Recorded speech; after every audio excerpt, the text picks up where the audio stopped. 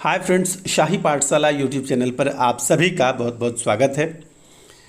69वीं BPSC प्रारंभिक परीक्षा समाप्त हो चुका है। आप सभी ने परीक्षा दिया। बहुत सारे प्रश्नों के मन में बहुत सारी बातें चल रही होगी और इसी बीच मैं आपके लिए देर से लेकिन दुरुस्त यानी कि एक्यूरेट आंसर की को लेकर के उपस्थित हुआ हूँ और हल्की फुल्की साधारण व्याख्या के साथ में उपस्थित हुआ हूँ, ताकि आप लोगों को ऐसा नहीं लगे कि ये उत्तर क्यों लिया गया है। तो उसकी व्याख्या मैं आंशिक स्तर पर किसी को थोड़ा सा ज़्यादा करके और किसी को कुछ कम करके भी, जो आसान प्रश्न है मैंने उसकी व्याख्या को भी दिया है, आंसर की दिया है। आप लोगों में से जिस किसी को भी लगता है क्या सही आंसर है, चूँकि मैंने बहुत सारे यूट्यूब चैनल को देखा कि तुरंत आंसर बना करके दे देते हैं, लेकिन उसमें सच्चाई नहीं है। उसमें बहुत सारे प्रश्न जो है कि गलत भी शामिल है। तो मैं देर से आ रहा हूँ आपके बीच, लेकिन दुरुस्त आ रहा हूँ। मतलब कि इसमें आंसर्स जो है कि लगभग एक्यूरेट करने का मेरा प्रयास रहा है और सबकी व्याख्या कुछ ना कुछ मैं आपके साथ देते चला जाऊंगा। तो यहाँ पर मैं जो आपके पास प्रश्न सामने दिखा रहा हूँ, ये प्रश्न का कोड जो है ये बी है और जिसका जो भी कोड रहा हो आप इस प्रश्न की सहायता से मिला लीजिएगा, क्योंकि यहाँ पर मैं आंसर आपको बोल दिया करूँगा और दिख भी रहा है स्क्रीन पर, तो आप अपना आंसर जो है कि इससे मिला सकते हैं। यहाँ पर एक दो बात मैं क्वेश्चन के अलावे भी जो आपसे शेयर करना चाहता हूँ, प्रश्न की कोटि पर, प्रश्न की गुणवत्ता पर, कि प्रश्न कैसा था। तो आप लोग एग्ज़ाम दे करके आए हैं, आप लोगों से बेहतर तो कोई नहीं जानता, लेकिन मुझे जो देख कर लगा मैं वो आपसे शेयर कर दे रहा हूँ कि प्रश्न मॉडरेट टू हार्ड थे और यदि 5-7 क्वेश्चन इजी भी थे तो उसको देख करके इजी ना कहा जा सकता है। थंबनेल में दिया है किसको फ़ायदा किसको नुकसान। तो यहाँ पर फ़ायदे नुकसान की यदि बात करें तो बिहार के स्टूडेंट्स को, बिहार के जो बिहारी स्टूडेंट हैं उनको बहुत नुकसान हुआ है। यहाँ पर नुकसान क्या हुआ है इस पर मैं छोटी सी चर्चा कर लेता हूँ, क्योंकि मैं यहाँ पर ये बताने नहीं आया हूँ, आंसर की बताने आया हूँ। छोटी चर्चा ये है कि बिहार के विद्यार्थियों को नुकसान ही नुकसान है। यदि आप बिहार टीचर की बात करें, वहाँ आप थोड़ा सा पीछे जा कर के ध्यान दें तो बिहार का जो टीचर वाला वैकेंसी आया था तो उसमें से बिहार के स्टूडेंट्स के लिए शुरू में भरने के लिए अवसर दिया गया था। बाद में उसको अन्य राज्यों के लिए भी खोल दिया गया। इस बार बीपीएससी में भी कुछ ऐसा ही कर दिया। कोई भी स्टेट पीसीएस की बात करें, आप राजस्थान पीसीएस की बात करें, आप एमपी पीसीएस की बात करें, आप यूपी पीसीएस की बात करें, तो उसमें स्टेट लेवल यानी कि यूपी पीसीएस में यूपी से रिलेटेड, राजस्थान पीसीएस में राजस्थान से रिलेटेड, एमपी पीसीएस में मध्य प्रदेश से रिलेटेड, उसका अपना सवाल 40 से 50% नहीं, 40 से 50 की संख्या में होता ही होता है। लेकिन हमारा बिहार बीपीएससी ने क्या किया कि 10 नहीं कह सकते हैं, 15-17 क्वेश्चन तक सीमित कर दिया। तो इसमें क्या होता है कि जिस राज्य से रिलेटेड उसका अपना सवाल होता है उसमें वो थोड़ा सा अधिक जानकारी प्राप्त कर लेता है, उसके लिए फ़ायदेमंद होता है। तो अब बिहार के विद्यार्थी को बिहार से रिलेटेड ही प्रश्न नहीं पूछे जा रहे हैं, तो दूसरे स्टेट के लोग फ़ायदा यहाँ उठा लेंगे। तो किसको नुकसान? बिहारी को नुकसान। तो हर तरफ से बिहार को नुकसान हो रहा है। अब फ़ायदा किसको है? तो फ़ायदा जो यूपीएससी की तैयारी कर रहे थे, जैसा कि आप लोगों ने देखा कि बीपीएससी यूपीएससी की ओर करवट ले चुका है। तो जो लोग यूपीएससी की तैयारी कर रहे हैं, अन्य राज्य के पीसीएस की तैयारी कर रहे हैं, वो भी बिहार में आकर के एंट्री मार के यहाँ के पीसीएस को, यानी बिहार पीसीएस को, बीपीएससी को क्वालिफाई करेगा। फिर आप वंचित रह जाएंगे। जो पैटर्न क्वेश्चन का है, इसको बदलने से क्या हुआ है कि जो रेलवे के स्टूडेंट थे या बिहार पुलिस के स्टूडेंट थे, दरोगा के स्टूडेंट थे, यानी कि जो पीसीएस की तैयारी ना कर रहे हो, वो भी क्या होता था कि बीपीएससी में एंट्री मार करके पीटी का रिजल्ट ले लेता था। तो इस पर एक रोक लगा है।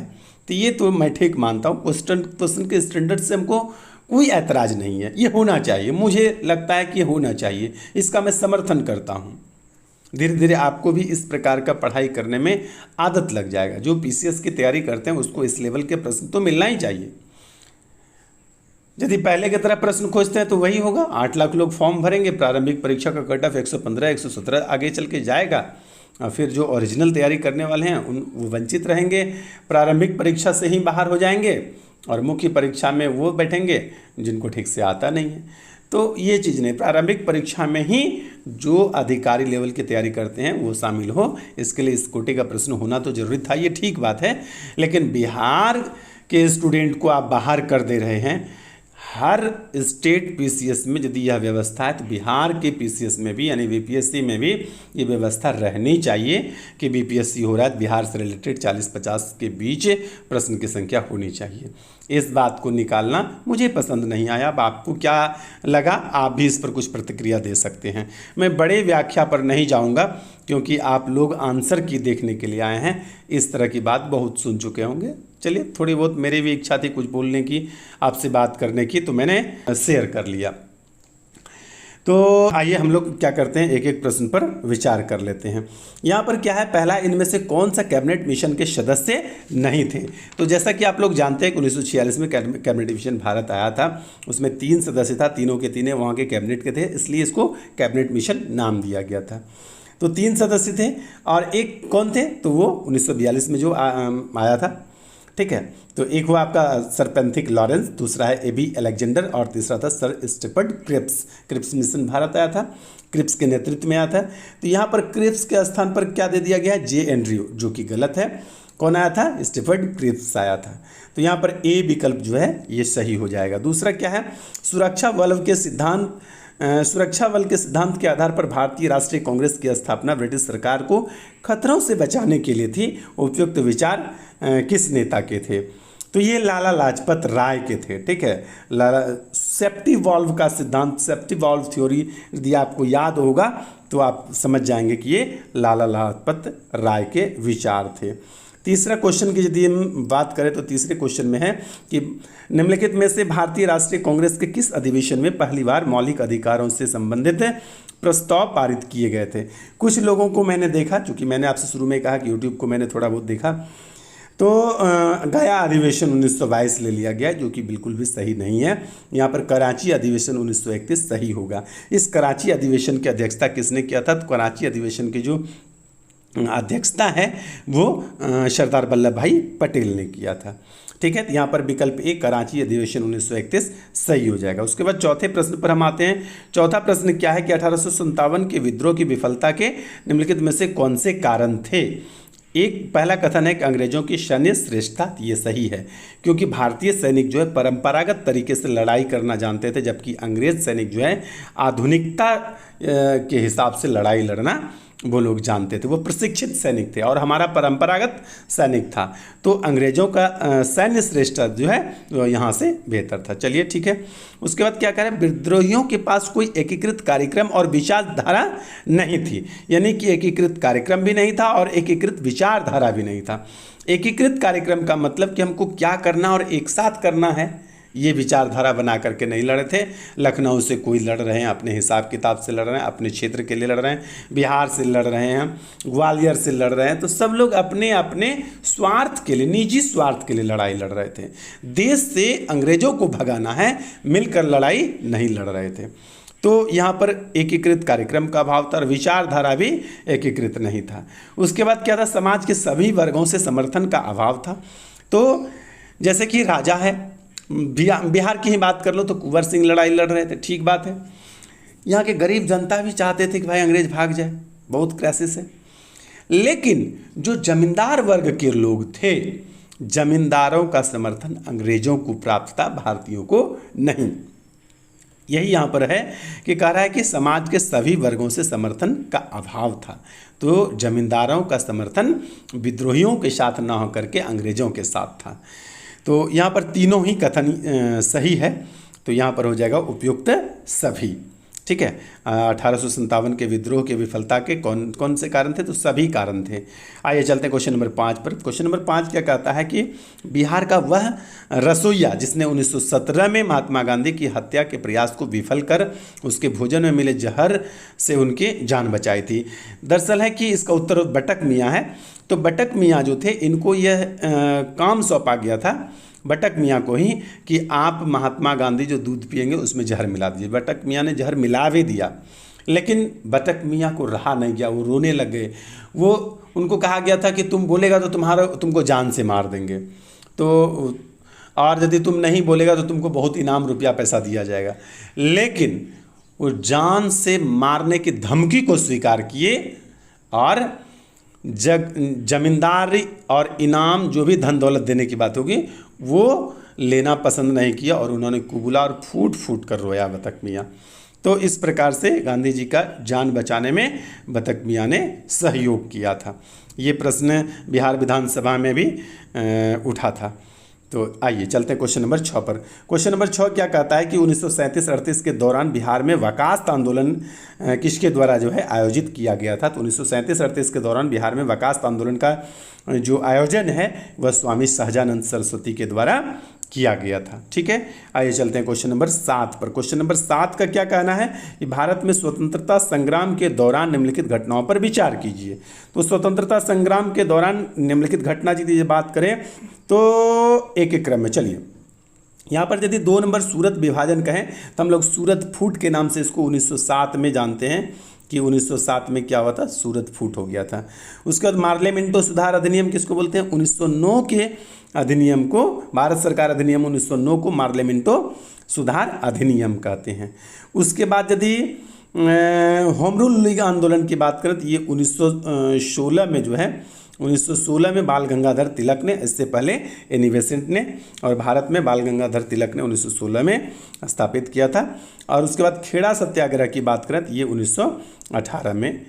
तो ये हो गया सूरत फूट 7 में, मार्लेमेंटो 9 में, खेड़ा सत्याग्रह 18 में और होम रूल लीग 16 में। यानी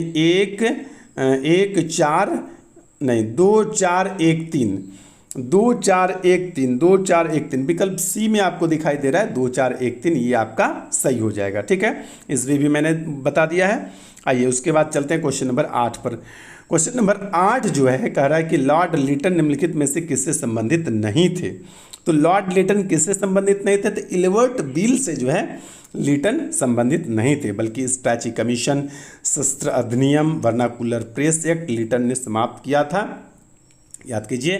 तो ये सभी लिटन से संबंधित है, जबकि इल्बर्ट बिल का संबंध लिटन से नहीं है। ठीक है, उसके बाद बात करते हैं कि बक्सर की लड़ाई 9 नंबर में आते हैं के बाद किस संधि, तो 1764 में हुआ था बक्सर युद्ध। ठीक है, 1757 में होता है प्लासी युद्ध जिसमें बंगाल जीत लेता है, और जब बक्सर का युद्ध होता है तो इसमें कहिए तो पूरा देश जीत लेता है। यही निर्णायक युद्ध था अंग्रेजों के लिए। तो बक्सर की लड़ाई की जो समाप्ति होती है तो इसके लिए क्या होता है कि इलाहाबाद संधि होता है।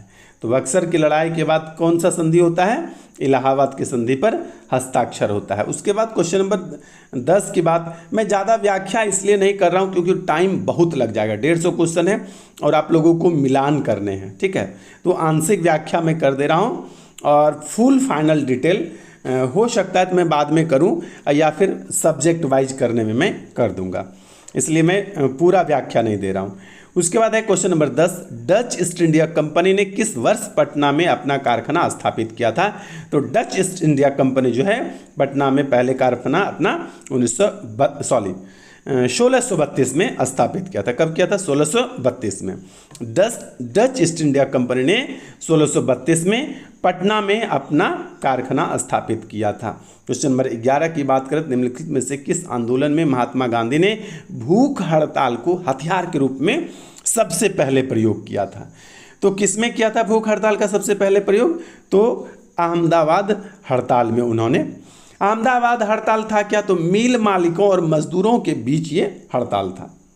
ठीक है, तो इसी आंदोलन में उन्होंने महात्मा गांधी ने क्या किया कि भूख हड़ताल को हथियार के रूप में सबसे पहली बार प्रयोग किया था। उसके बाद आते हैं अगले क्वेश्चन नंबर 12 पर। क्वेश्चन नंबर 12 क्या कहता है कि सन 1942 में भारत छोड़ो आंदोलन में बिहार के नेताओं का महत्वपूर्ण योगदान रहा था। बिहार के कौन से प्रमुख नेता बिहार केसरी के नाम से जाने जाते हैं, उन्हें भारत छोड़ो आंदोलन का सक्रिय रूप में भाग लिया था। तो बिहार केसरी के नाम से बिहार के सबसे पहले मुख्यमंत्री श्री कृष्ण सिंह को जाना जाता है, बिहार केसरी श्री कृष्ण सिंह को। क्वेश्चन नंबर 13 में कहता है चंपारण आंदोलन के जन आंदोलन की प्रतिक्रिया में ब्रिटिश सरकार ने इस मुद्दे के समाधान के लिए कौन सा कदम उठाया था। तो अच्छा, यहाँ पर मैं क्वेश्चन पर थोड़ी सी और चर्चा कर दूँ। क्वेश्चन की कोटि मूलतः यदि बांटें कि क्वेश्चन को यदि बांटेंगे तो 2 प्रकार से, एक होता है कि 1 आंसर, एक होता है मल्टीपल आंसर। तो इस बार क्या किया गया है कि मल्टीपल आंसर्स वाले क्वेश्चन को ज़्यादा रखा है। जबकि बीपीएससी इससे पहले ऐसा नहीं करता था। पहली बार है जब एक से अधिक आंसर्स को कूट के रूप में आपको चुनना पड़ता है।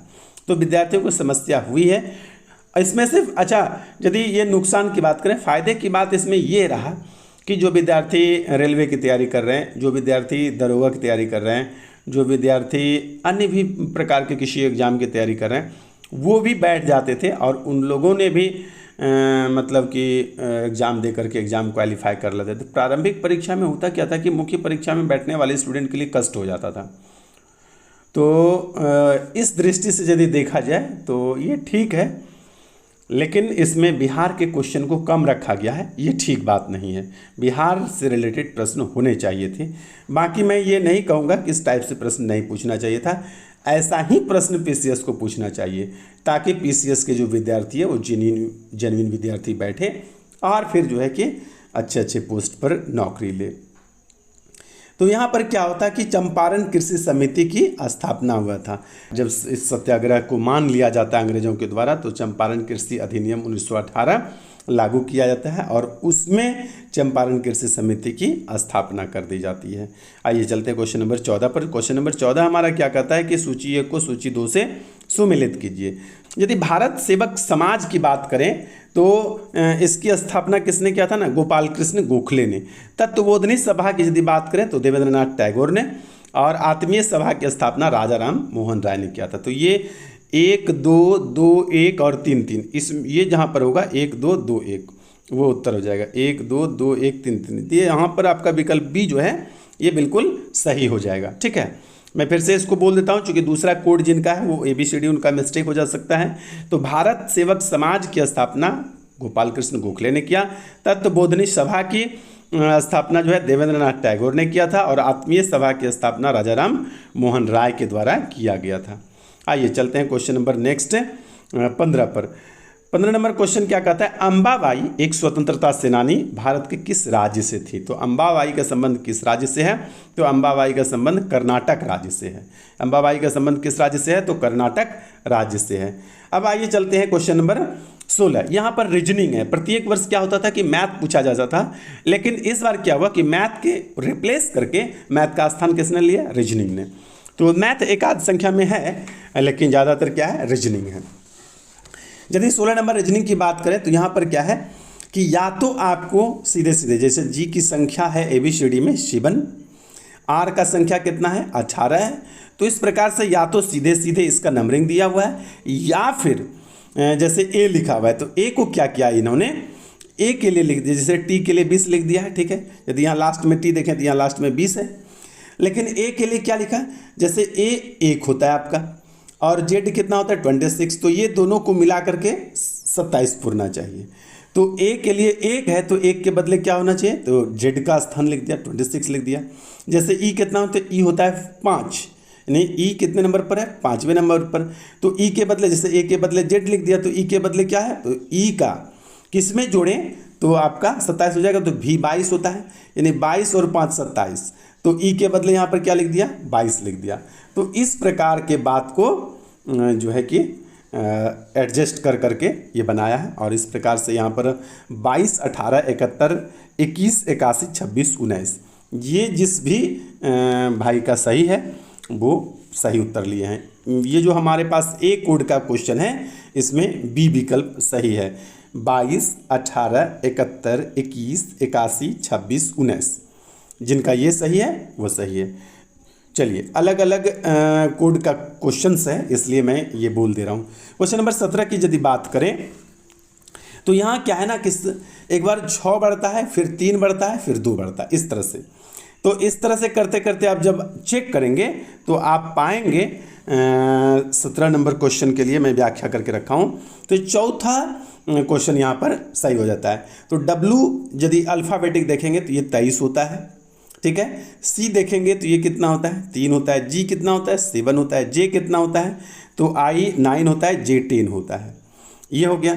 तो इसका जो है ना स्थान ये गड़बड़ाया हुआ है, जबकि यहाँ पर क्या है, यदि एक किसी को भी ले लें तो सबका सीक्वेंस क्या है, जैसे B2 हुआ, एज कितना होता है 8 होता है, इस दोनों के बीच डिफरेंस 6 है। सभी के बीच 6 का डिफरेंस है। अब दूसरे में क्या है, यदि H 8 है और K कितना होता है 11 होता है, इस दोनों के बीच 3 डिफरेंस। बाकी सब में भी आपको 3 डिफरेंस ही दिखेगा, ठीक है। और यदि K और M के बीच देखेंगे तो M होता है 13, तो 2 का डिफरेंस है, यानी 6 का डिफरेंस, 3 का डिफरेंस, 2 का डिफरेंस, 6 का डिफरेंस, 3 का डिफरेंस और 2 का डिफरेंस। लेकिन ये जो CWCGJ विकल्प डी में क्या है, WCGJ, इसमें ये नियम फॉलो नहीं होता है। तो WCGJ जिस किसी भी भाई ने लगाया वो उत्तर सही है। उसके बाद आते हैं, एक कंपनी की 4 शाखाएं हैं, MNOP, MN के ऊपर और 4 किलोमीटर दूर पर स्थित है। P, यदि इसकी मैं बात करूं कि ये फिगर कैसा होगा, तो पहले आंसर मैं इसका बता दूं। आंसर है कि इसका B होगा 5.34। अब इसके फिगर पर यदि बात करूं तो फिगर क्या है कि ये कंपनी की 4 शाखाएं हैं, जैसे कि M है, N है, O है, P है। तो कह रहा है कि M जो है N के उत्तर में है। M क्या है, इसको ऐसे, जैसे M जो है वो N के उत्तर में है, ये ऊपर हो गया, ऊपर हमेशा मैप में उत्तर लेते हैं। तो 4 किलोमीटर उत्तर है, ये कितना उत्तर है, 4 किलोमीटर उत्तर है। अब कह रहा है कि P O के दक्षिण में है, O के दक्षिण में है कौन, P, O के दक्षिण में है P, कितना दक्षिण, तो 2 किलोमीटर दक्षिण है। कह रहा है कि N O से 1 किलोमीटर दक्षिण पूर्व है। जो आपका N है ना, N जो है वह O से ये O इधर कर लीजिए और P यहाँ पर कर लीजिए, इसकी दूरी 2 किलोमीटर दक्षिण है और ये ऐसा है, ठीक है। दाहिने तरफ लेते हैं दक्षिण पूर्व, तो दक्षिण पूर्व कितना, तो 1 किलोमीटर दक्षिण पूर्व है। और जब अब आपसे पूछा कि P और M के बीच दूरी कितनी है, तो इसको जब हल करेंगे तो इसको हल करने पर निकल कर आएगा आपका 5.34। यहाँ से यहाँ तक दूरी आप जब निकालेंगे पाइथागोरस प्रमेय के नियम से, तो आपका क्या निकल कर आएगा, 5.34। विकल्प बी यहाँ पर सही है। आइए चलते हैं क्वेश्चन नंबर 19 पर। क्वेश्चन नंबर 19 का कहना है कि निश्चित कूट भाषा में, जैसे कूट भाषा में यहाँ क्या दिया है कि G के लिए क्या लिखा हुआ है, हैश लिखा हुआ है, A के लिए प्लस लिखा हुआ है, M के लिए स्टार है, E के लिए परसेंटेज का सिंबल है, यही आपको देखना है। उसके बाद M के लिए, तो M के लिए यहाँ पर मैंने कहा है कि स्टार है, तो देख लीजिए स्टार कहाँ पर, यहाँ है। A के लिए क्या है, तो A के लिए प्लस का चिन्ह है, तो स्टार के बाद प्लस है यहाँ पर विकल्प डी में। उसके बाद डी के लिए क्या सिंबल है, तो गुना का चिन्ह है, देखिए गुना का चिन्ह है। उसके बाद ई के लिए क्या आया, तो परसेंटेज का चिन्ह है, तो ये सही हो जाता है आपका, स्टार प्लस गुना का चिन्ह फिर परसेंटेज, ठीक है। आइए चलते क्वेश्चन नंबर 20 पर। 20 कहता है कि क्यू पूर्व की ओर यात्रा करता है, एम उत्तर की ओर यात्रा करता है। देखिए क्यू पूर्व की ओर यात्रा कर रहा है, ये क्यू है, एम उत्तर की ओर यात्रा कर रहा है, ये एम है। उसके बाद क्या कर रहा है कि एस और टी जो है विपरीत दिशा में यात्रा करते हैं। और क्या कहा ना, टी क्यू के बाईं ओर यात्रा करता है। टी जो है क्यू के दाईं ओर है, दाईं ओर का मतलब होता है दक्षिण। यदि कोई पूरब जा रहा है तो आपका दाहिना हाथ दक्षिण ओर होगा, यानी टी इस तरफ यात्रा कर रहा है। उसके बाद ऊपर में क्या कहता है ना, एस और टी विपरीत दिशा में है, यानी टी यदि दक्षिण जा रहा है तो एस कहाँ जा रहा होगा, एस उत्तर जा रहा है। अब आपसे 4 ऑप्शन है, कह रहा है कि एम और एस एक ही दिशा में यात्रा कर रहे हैं, तो एम और एस एक ही दिशा में यात्रा कर रहा है, पता चल रहा है दोनों उत्तर जा रहा है, क्योंकि टी के विपरीत जा रहा है, ठीक है। तो यहाँ पर ए जो है विकल्प सही हो जाता है कि एम और एस एक ही दिशा में यात्रा कर रहा है, ठीक है। आइए चलते हैं क्वेश्चन नंबर 21 पर। कहता है कि एक व्यक्ति रमेश, जिसके पास की 100 वर्ग गज भूमि एक प्लॉट है, वह अपने पड़ोसी सुरेश, जिसके पास भी कितना है 100 वर्ग गज भूमि है, उससे 10% अधिक प्राप्त करके अपनी भूमि का एक प्लॉट बनाता है।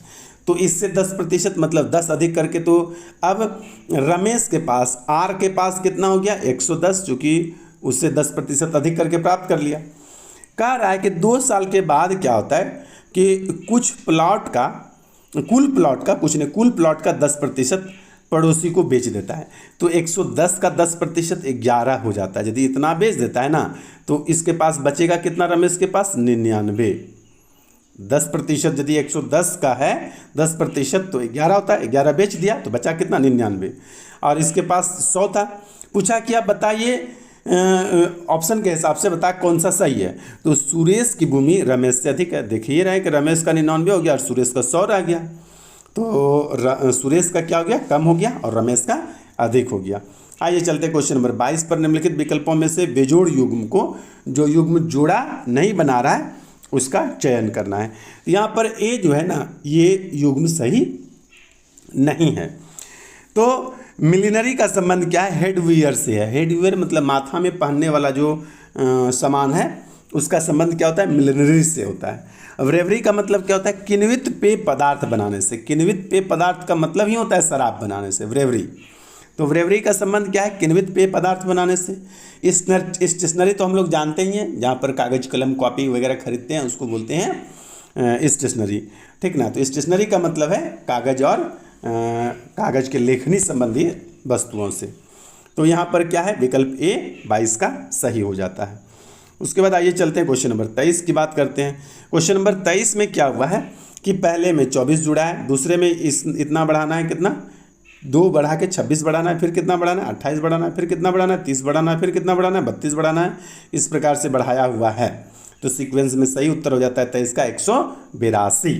23 का कितना उत्तर होगा, 182। आइए चलते हैं क्वेश्चन नंबर 24 पर। 24 नंबर क्वेश्चन हमारा क्या कह रहा है कि ये रीजनिंग का है। एक टेबल दिया हुआ है, 84, 52, 58, 49 वार्ड का सीन है, 35, 37, 41, 53। तो यहाँ पर क्या हुआ है कि शुरू और लास्ट कॉलम में जो है, यानी 44 और 37 के डिफरेंस को आप डिफरेंस निकाल लीजिए। तो 44 और 37 का जो डिफरेंस होता है ना, तो कितना होता है, 7 होता है।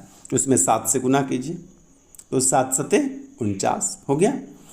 अब बीच में छोड़ लेते हैं, पहले लास्ट में भी देख लेते हैं वो सिचुएशन फॉलो होता है कि नहीं। 58 में 53 घटाइए, यानी फर्स्ट कॉलम में थर्ड कॉलम वाले को घटाएंगे तो कितना आता है, तो आता है आपका 53 घटा देंगे 58 में तो 5 आता है। 5 में 7 से गुना करिए तो 35, यानी ऊपर नीचे 5 में यदि 7 से गुना करते हैं तो 35। तो ये नियम फॉलो हो रहा है। अब देख लेते हैं बीच वाले को। 52 में जब 41 आप घटाएंगे ना, 11 हो जाएगा, और 11 को 7 से गुना करेंगे तब कितना होगा, 77। यानी कि आपका 24 का विकल्प सी सही है। यानी टेबल वाले रीजनिंग में 77 जिस भाइयों ने भी उत्तर लिया है वो सही है। उसके बाद 25 नंबर की बात करें तो 25 नंबर क्वेश्चन में क्या दिए गए कथन और निष्कर्ष को ध्यानपूर्वक पढ़िए। निम्नलिखित में से कौन सा या कौन से निष्कर्ष तार्किक रूप से कथन के अनुसार सही है, विचार कीजिए। अब देखिए कथन में क्या दिया हुआ है, कहा कि एक दिवसीय क्रिकेट मैच में टीम ने 200 रन बनाए, जिसमें से 160 रन स्पिनरों ने बनाया है। ये 160 दे करके ना ठग लिया है सबको। 160 रन स्पिनर बनाया है, लेकिन कितने स्पिनरों ने मिलकर बनाया है इसकी कोई बात पता नहीं है। अब कह रहा है कि टीम के 80% खिलाड़ी स्पिनर हैं। तो भैया जी स्पिनर 80% है कि 100% है कि नहीं है, डुएट है, इसका पता ही नहीं चल रहा है। और जैसे ही 160 रन बनाया तो 200 का 160 हो जाता है 80%। तो आप लोग यहाँ पर क्या होता है, फंस जाते हैं चक्कर में। लगता है कि स्पिनर ही 80% होगा, लेकिन नहीं, टीम में कितना स्पिनर है कथन में इस बात की कोई चर्चा नहीं है। अच्छा, ओपनिंग करने कौन आ रहा है इसका भी कोई जानकारी नहीं है। स्पिनर रन बनाया इसका मतलब ये तो नहीं कि ओपनर स्पिनर होगा। तो यहाँ पर दोनों ही कथन में से किसी का पता नहीं चलता है, इसलिए विकल्प ए होगा। ना तो एक और ना ही 2 कथन का अनुसरण करता है। दोनों में से कोई भी निष्कर्ष जो है कथन का अनुसरण नहीं करता है। आइए चलते हैं क्वेश्चन नंबर 26। क्वेश्चन नंबर 26 क्या कहता है कि निम्नलिखित में से कौन सा तरल बिजली का कुचालक है। तो नींबू की रस की पर ध्यान दें, नमकीन पानी रहे, संतरे का रस रहे, सभी जो है ना विद्युत का ये सब सुचालक है, कोई भी कुचालक नहीं है। तो हम क्या उत्तर लेंगे, उपयुक्त में से कोई नहीं, ठीक ना। पूछा कि कौन सा कुचालक है, तो हम कहे कि कोई नहीं, कोनो नहीं, सबे सुचालके है, कोई कुचालक नहीं है। आइए चलते क्वेश्चन नंबर 27 पर। 27 नंबर क्वेश्चन क्या कर रहा है कि डीएनए के डबल हेलिकल मॉडल हेलिक्स संरचना की खोज जो है किसके द्वारा की गई थी। डबल हेलिकल मॉडल का खोज जो है ये किसने किया था, तो जेम्स वाटसन और क्रिक ने किया था। इसके लिए उन्हें 1962 में नोबेल प्राइज़ भी दिया गया है इसी संरचना की खोज के लिए। तो डीएनए के डबल हेलिकल मॉडल की खोज किसने किया था, जेम्स वाटसन और फ्रांसिस क्रिक के द्वारा किया गया था। आइए क्वेश्चन नंबर 28 पर चलते हैं। अलग अलग द्रव्यमान की 2 वस्तुएं चंद्रमा की सतह पर स्वतंत्र रूप से गिराने पर क्या होगा। तो यदि अलग अलग द्रव्यमान की 2 वस्तु को चंद्रमा के सतह से गिराइए, कि धरती की सतह से गिराइए, कि मंगल ग्रह के सतह पर से गिराइए, कि कहीं से भी गिराइए, द्रव्यमान से उसके गिरने पर कोई अंतर नहीं, दोनों एक साथ एक समान वेग से गिरेगा। ठीक है, इसलिए यहाँ पर आपका विकल्प डी सही हो जाएगा। किसी भी क्षण एक ही वेग होगा, किसी भी क्षण और कहीं पर भी, पृथ्वी पर भी और पृथ्वी से बाहर अलग किसी भी पिंड पर। आइए चलते हैं क्वेश्चन नंबर 29 पर। 29 नंबर क्या कहता है कि वेक्टर टीके प्रतिरोधक शक्ति प्रदान करने के लिए कैसे काम करते हैं। तो वेक्टर टीके जो है प्रतिरोधक शक्ति प्रदान के लिए कैसे काम करता है। तो काम करता है आपका यहाँ पर विकल्प ए सही है। मैं ऑप्शन पढ़ रहा हूँ, दूसरे किसी कोड के जो विद्यार्थी हैं ए के अलावे वो भी समझ जाएंगे या भी वो भी अपना आंसर कर पाएंगे। तो सीधे कोशिकाओं में प्रवेश कराकर और उन्हें स्पाइक प्रोटीन बनाने में सक्षम बनाकर वेक्टर टीके प्रतिरोधक शक्ति प्रदान करने के लिए कैसे काम करता है। तो सीधे कोशिकाओं में प्रवेश कराकर और उन्हें स्पाइक प्रोटीन बनाने में सक्षम बनाकर काम करते हैं। ठीक है, आइए चलते हैं क्वेश्चन नंबर 30। क्वेश्चन नंबर 30 का कहना है कि लगातार नई परत जोड़ने वाली प्रक्रिया निम्नलिखित में से कौन सी है। तो लगातार नई परत जोड़ने वाली जो प्रक्रिया है वह समुद्र तल का फैलाव।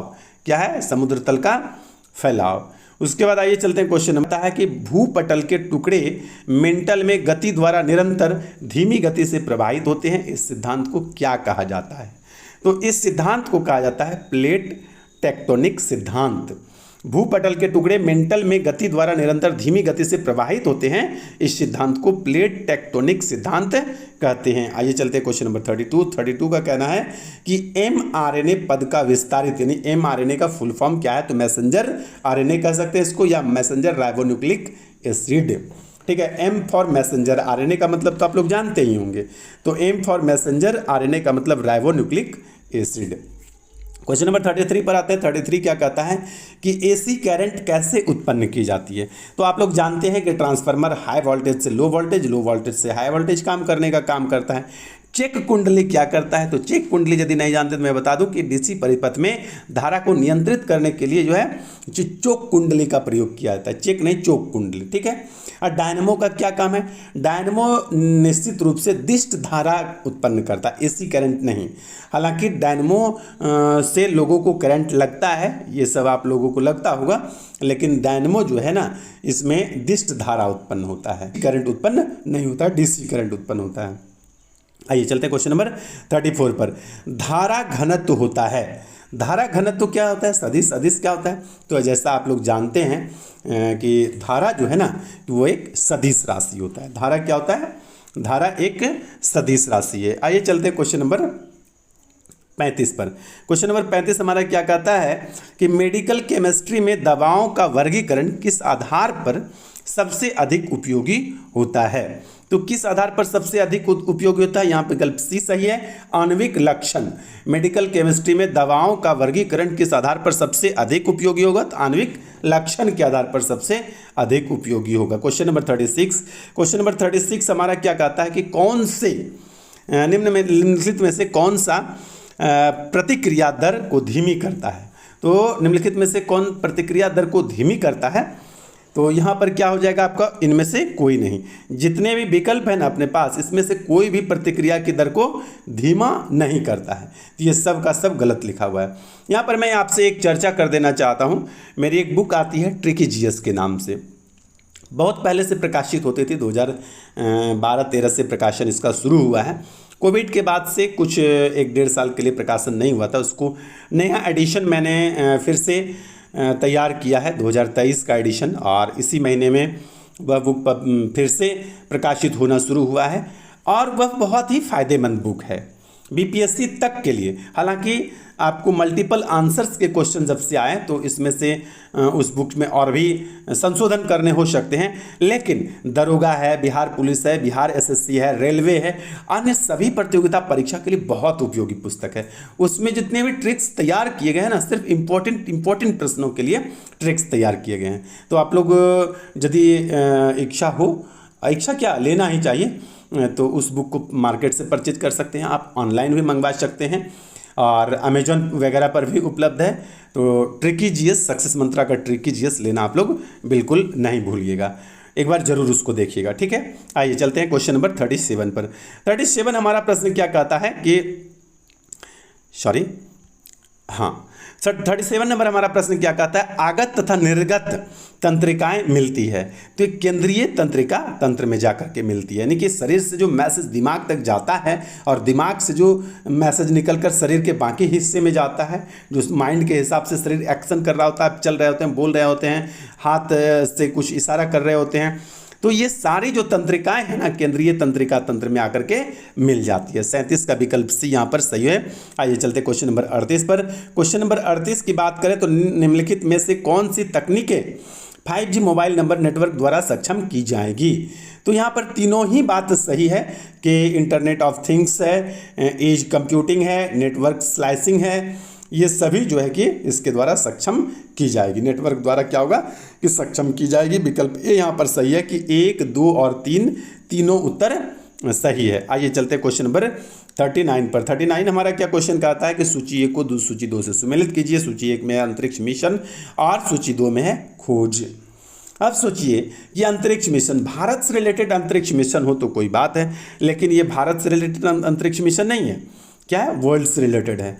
तो इसलिए ये बिहार वासी के लिए, ऐसा नहीं कि वर्ल्ड से क्वेश्चन ना पूछे, लेकिन बिहार के क्वेश्चन को काट करके आप वर्ल्ड और अदर स्टेट के क्वेश्चन को शामिल करते हैं, तो ये बिहार के स्टूडेंट के लिए कुछ ना कुछ मैं समझ सकता हूँ या मैं कह सकता हूँ कि ये ठीक नहीं है। आइए चलते हैं आंसर्स पर चलते हैं। आंसर हमारा जो है कि यहाँ पर क्या होगा, थोड़ा सा मैं ऊपर कर लेता हूँ, हाँ यहाँ से जब पता चलेगा। तो ये बी नंबर यहाँ पर आंसर है। कहने का मतलब कि कैसनी ह्यूजेंस जो है शनि और उसके वलय से रिलेटेड खोज के लिए अंतरिक्ष मिशन है। यदि मैं बात करूं जुनो का, तो जुनो का संबंध बृहस्पति ग्रह से रिलेटेड है। जुनो को जो प्रक्षेपित किया गया है वह बृहस्पति ग्रह पर अन्य वस्तुओं, पदार्थों, द्रव, खनिजों की खोज के लिए।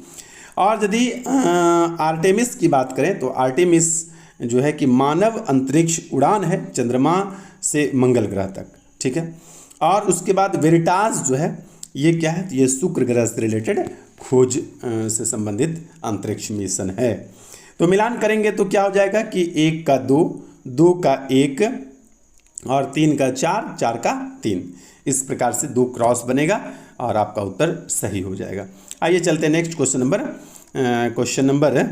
40 पर। क्वेश्चन नंबर 40 क्या कहता है कि सूची 1 को सूची 2 से मिलान करना। एक तरफ कपड़ा दिया है, दूसरी तरफ उसकी उत्पत्ति दी हुई है। तो कपड़ा और उसकी उत्पत्ति, तो कपड़ा और उसकी उत्पत्ति की बात करें तो यहाँ पर क्या होगा, 1 का 2 सही है और यहाँ विकल्प 4 सही है। 1 का 2, 2 का 1 और उसी प्रकार से जैसा पिछला उत्तर हम लोगों ने लिया उसी प्रकार से है, डबल क्रॉस लगा के 1 का 2 और 2 का 1, फिर 3 का 4 और 4 का 3। यानी कि लिलेन जो है ये सन के पौधे से प्राप्त होता है। यदि जटा की बात करें तो नारियल का पौधे से प्राप्त होता है। मोहायर का बात करें तो अंगूरा बकरी से प्राप्त होता है। जबकि डाउन की बात करें तो बत्तख और गीज के पंख से तैयार होता है। तो इस प्रकार से जिसका मिलान सही है कि 1 का 2, 2 का 1, 3 का 4 और 4 का 3, वो उत्तर बिल्कुल सही है। उसके बाद आइए चलते क्वेश्चन नंबर 41 पर। 41 क्या कहता है कि निम्नलिखित कथनों पर विचार कीजिए।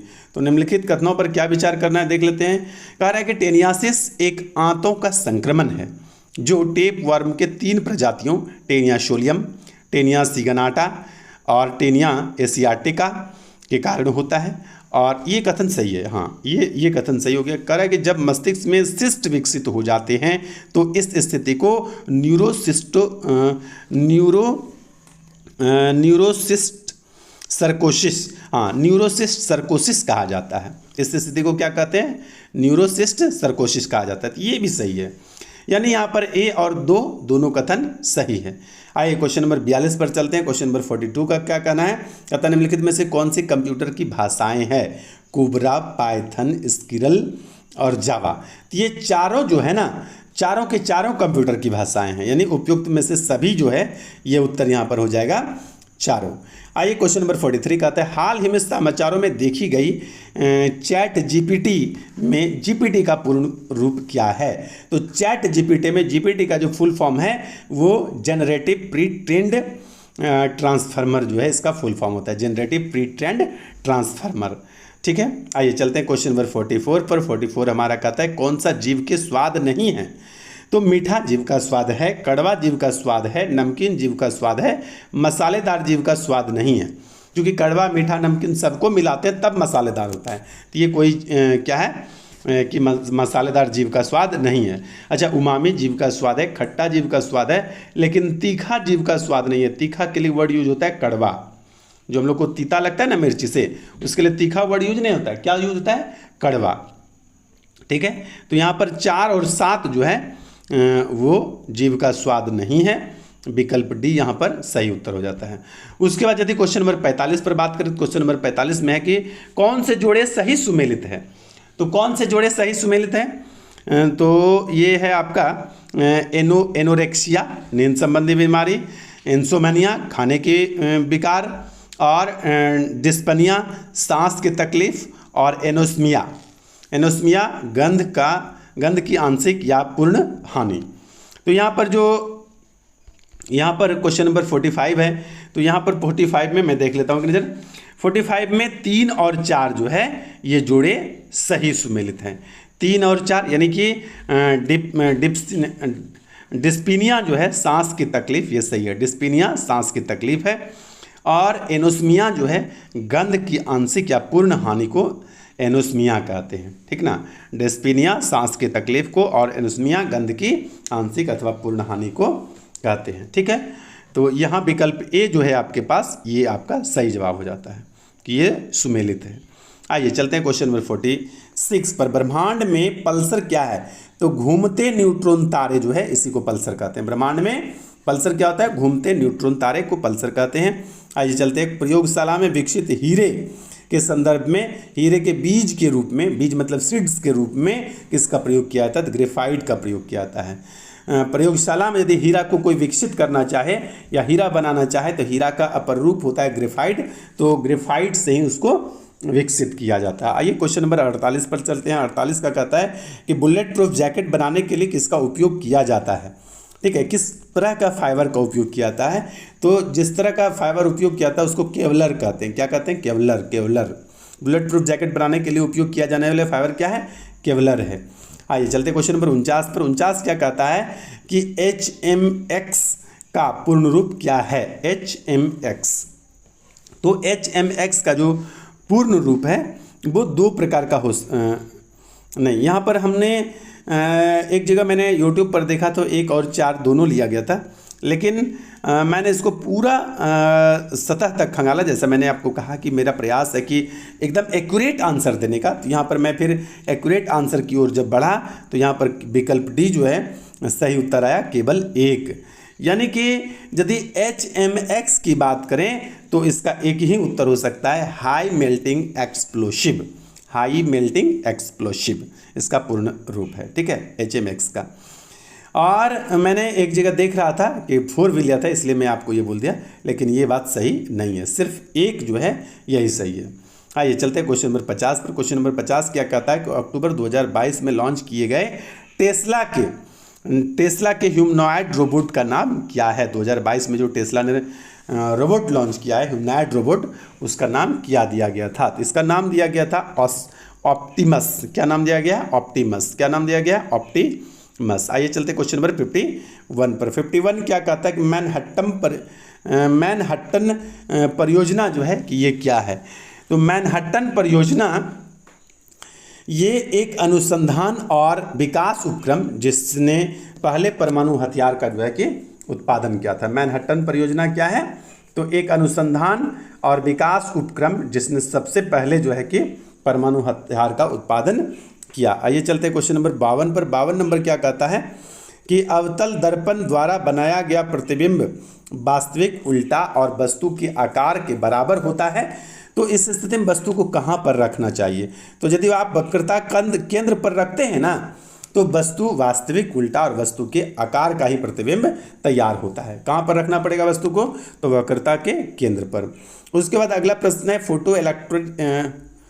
फोटो इलेक्ट्रिक सेल एक ऐसा उपकरण है जो कि, फोटो इलेक्ट्रिक सेल कैसा उपकरण है?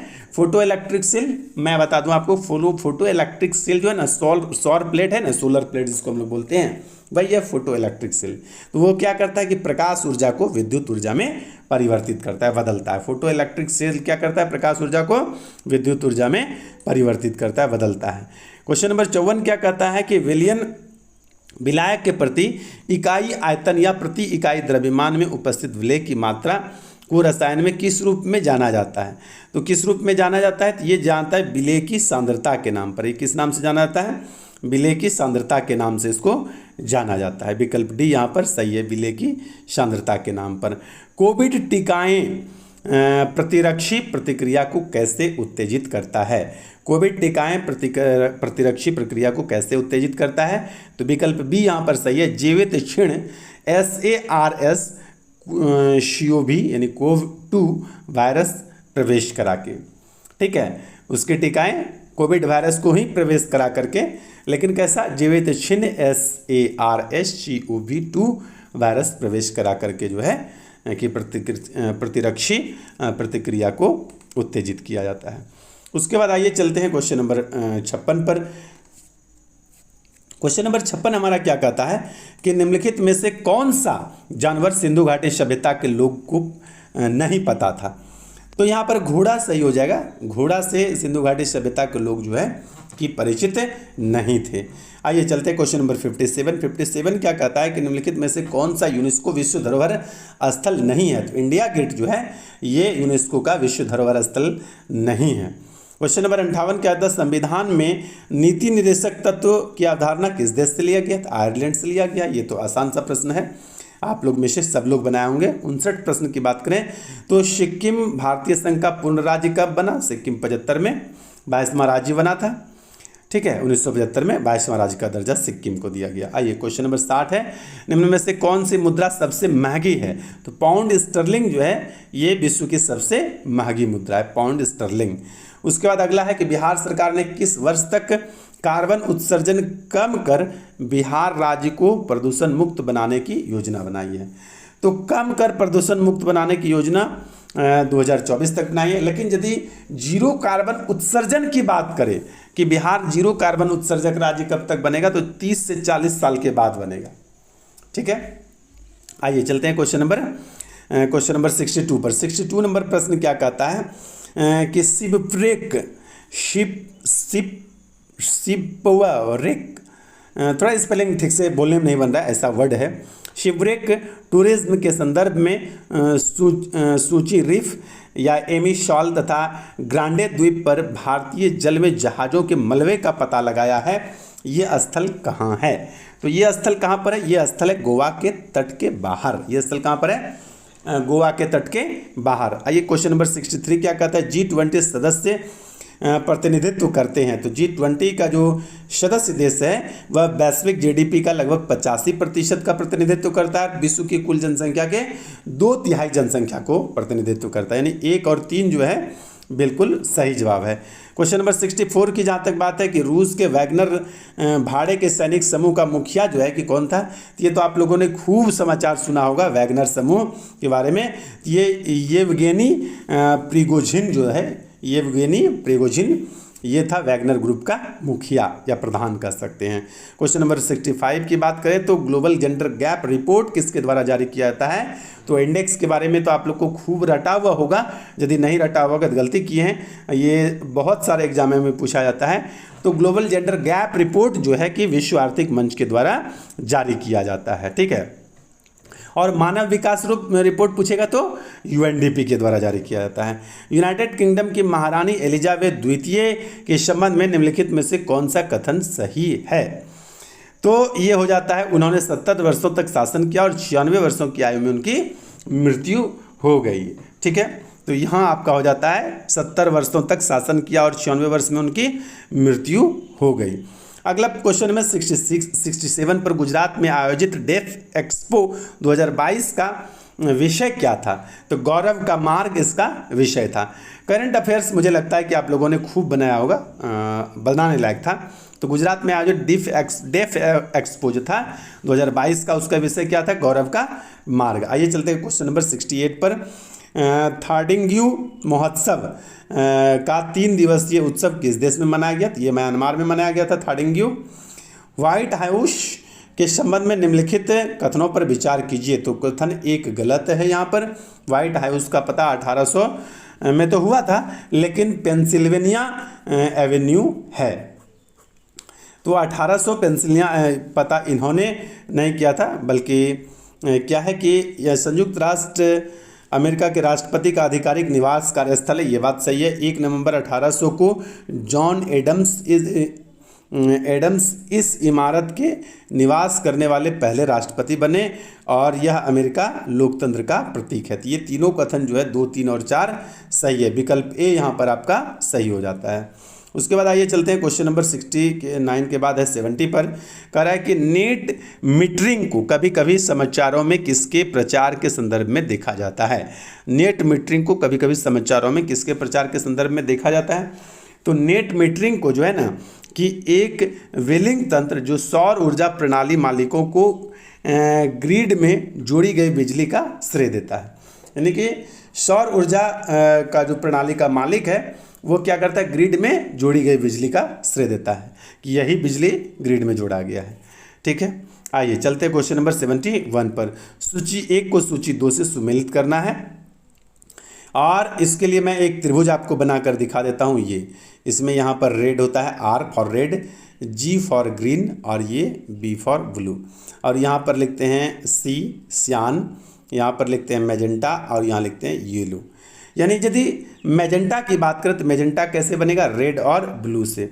रेड और ब्लू से लाल और नीला से बनेगा मैजेंटा। उसके बाद यदि सियान की बात करें तो ग्रीन और ब्लू से बनेगा। यदि यहाँ सियान की बात करें तो ग्रीन और ब्लू यानी हरा और नीला से बनेगा।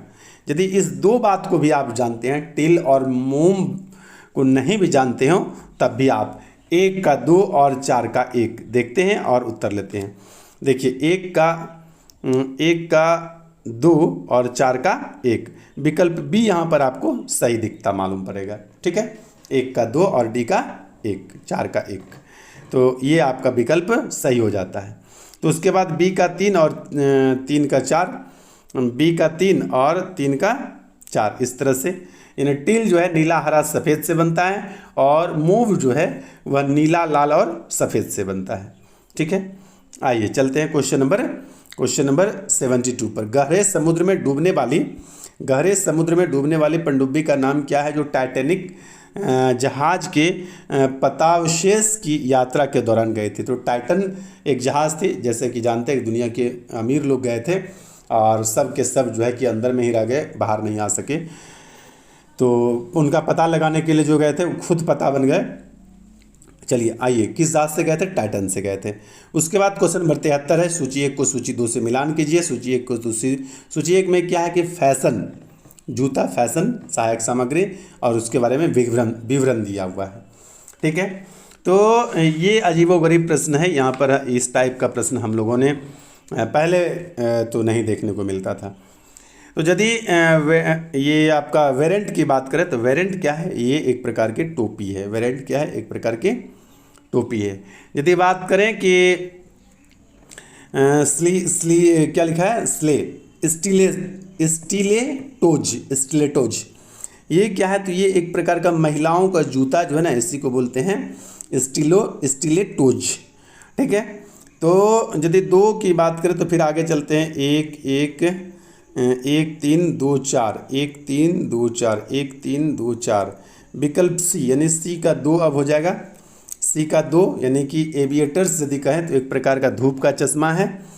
और डी की बात करें तो डी का 5 हो जाएगा। चिग्नोन क्या है, एक प्रकार का केस विन्यास है। तो यहाँ पर विकल्प सी जो है आपका सही हो जाता है। 1 का 3, बी का 4, 3 का 2 और डी का 5, ई का 1। तो इस प्रकार से आप लोग इसका उत्तर देख लेंगे। वेरिएंट यानी ए का आपका टोपी, ए का 3 है, ए का 3 ठीक है, और ये 4 ठीक है। तो आपका विकल्प सी यहाँ पर क्या हुआ कि सही हो गया है। आइए चलते हैं क्वेश्चन नंबर नेक्स्ट 74 पर। संयुक्त राष्ट्र अमेरिका के पूर्व राष्ट्रपति ने हाल ही में अपना साक्षात्कार कहाँ दिया। ये क्वेश्चन विवादास्पद हो सकता है, क्योंकि जो मुझे लगता है 2-3-4 दिन पहले जो उन्होंने भाषण दिया एम्स्टर्डम में दिया है और इससे पहले जो दिया था तो वो एथेंस में दिया था। तो अब एथेंस वाला वो उत्तर कह रहा है कि ये एम्स्टर्डम वाला क्या उत्तर कह रहा है, ये कहना बड़ी मुश्किल है। ठीक है, क्योंकि एग्जाम से 2 दिन पहले तो क्वेश्चन सेट नहीं किया गया होगा। यदि 2 दिन सेट नहीं पहले किया गया होगा तो आंसर जो है वो एथेंस लेगा। आइए चलते क्वेश्चन नंबर 75। खेल के संदर्भ में निम्नलिखित में से कौन से जोड़े सही सुमेलित है। कूट में एक सही होगा, तो 2 और 4 जो है कि ये सही है। तो 2 और 4 को एक बार देख लेते हैं फिर से। 2 और 4 यहाँ पर आपका सही हो जाता है। तो 2 में क्या है कि वीनस रोजवाटर डेस जो है ये विंबलडन ट्रॉफी, महिला विंबलडन ट्रॉफी से संबंधित है। और 4 क्या, ऑस्ट्रेलियन ओपन महिला में डाफने अगुस्टाट मेमोरियल कप इसके विजेता रहे। ऑस्ट्रेलियन ओपन महिला डाफने अखुर्स्ट मेमोरियल कप, डाफने अखुर्स्ट मेमोरियल कप। आइए चलते question number next, question number 76 पर। गृह मंत्रालय ने नवंबर 2022 को देश की किस भाषाओं की फील्ड वीडियोग्राफी के साथ जो है भारतीय मातृभाषा सर्वेक्षण कार्य को पूरा किया। इस क्वेश्चन पर यदि ध्यान दिए होंगे और 68 बीपीएससी जिस किसी ने देखा होगा क्वेश्चन को या बनाया होगा, वहाँ से पता चलेगा कि ये रिपीटेड है। ठीक है, 576। आइए क्वेश्चन नंबर 77 पर चलते हैं। किस राज्य सरकार ने भारत में गिद्धों के संरक्षण के लिए राष्ट्रीय कार्रवाई द्वारा प्रस्तावित गिद्ध संरक्षण के लिए एक राज्य स्तरीय समिति का शुभारंभ किया है। तो भाई साहब ये तो तमिलनाडु में हुआ है। विकल्प बी यहाँ पर सही उत्तर है। क्वेश्चन नंबर 78 की बात करें। क्वेश्चन नंबर 78 का क्या कहना है कि 10 कैपिटल नस्ल एशियाई विशालकाय कछुए मुख्य भूमि एशिया में सबसे बड़ी कछुआ प्रजाति में से एक है। हाल ही में भारत के किस राष्ट्रीय उद्यान में छोड़े गए। तो ये नतांगकी राष्ट्रीय उद्यान में इसको छोड़ा गया था। तो नतांगकी राष्ट्रीय उद्यान है कहाँ पर, तो ये नागालैंड में है, पेरेन जिला, पुमेका रोमेका नो पेरेन जिला नागालैंड में है आपका नतांगकी राष्ट्रीय उद्यान। कंचनजंगा तो आप जान ही रहे हैं। उसके बाद पेरियार केरल में है और पेंच मध्य प्रदेश में है। उसके बाद आइए चलते हैं क्वेश्चन नंबर 79 पर। 79 क्या कहता है, हाल ही में किस देश ने फिर से जो है कि अरुणाचल प्रदेश को भारत का एक अभिन्न अंग घोषित किया है। तो ये प्रश्न जो है कि यूएसए ने, संयुक्त राष्ट्र अमेरिका ने कहा कि अरुणाचल प्रदेश भारत का हिस्सा है। तो यदि रूस की बात करें तो रूस ने एक मैप जारी किया था, तो उसमें अरुणाचल प्रदेश और जम्मू कश्मीर दोनों को भारत का हिस्सा दिखाया था। ठीक है, आइए चलते क्वेश्चन नंबर 80 पर। क्वेश्चन नंबर 80 क्या कहता है, भारत के रुद्राक्ष बालासाहेब पाटिल ने काहिरा में ISSF वर्ल्ड चैंपियनशिप में पुरुषों के 10 मीटर एयर राइफल में कौन सा पदक जीता था। भैया जी स्वर्ण पदक जीता था रुद्राक्ष बालासाहेब ने। ठीक ना, रुद्राक्ष बालासाहेब पाटिल ने 10 मीटर राइफल में स्वर्ण पदक जीता था। राष्ट्रीय शिक्षा नीति 2020 किस ग्रेड से व्यावसायिक शिक्षा को मुख्यधारा की शिक्षा में एकीकृत करने पर जोर देता है। तो ग्रेड 6। ठीक ना, किस ग्रेड से, तो ग्रेड 6 से जो है व्यावसायिक शिक्षा को मुख्यधारा की शिक्षा में एकीकृत करने पर जोर देता है। उसके बाद आइए चलते हैं क्वेश्चन नंबर 82 पर। भारत ने किस देश के साथ आर्थिक सहयोग और व्यापार समझौते पर हस्ताक्षर किए हैं। तो ऑस्ट्रेलिया के साथ जो है कि खुला व्यापार सहयोग के समझौते पर जो है कि भारत ने हस्ताक्षर किया है। आर्थिक सहयोग और व्यापार समझौते ECTA जो है कि किया है।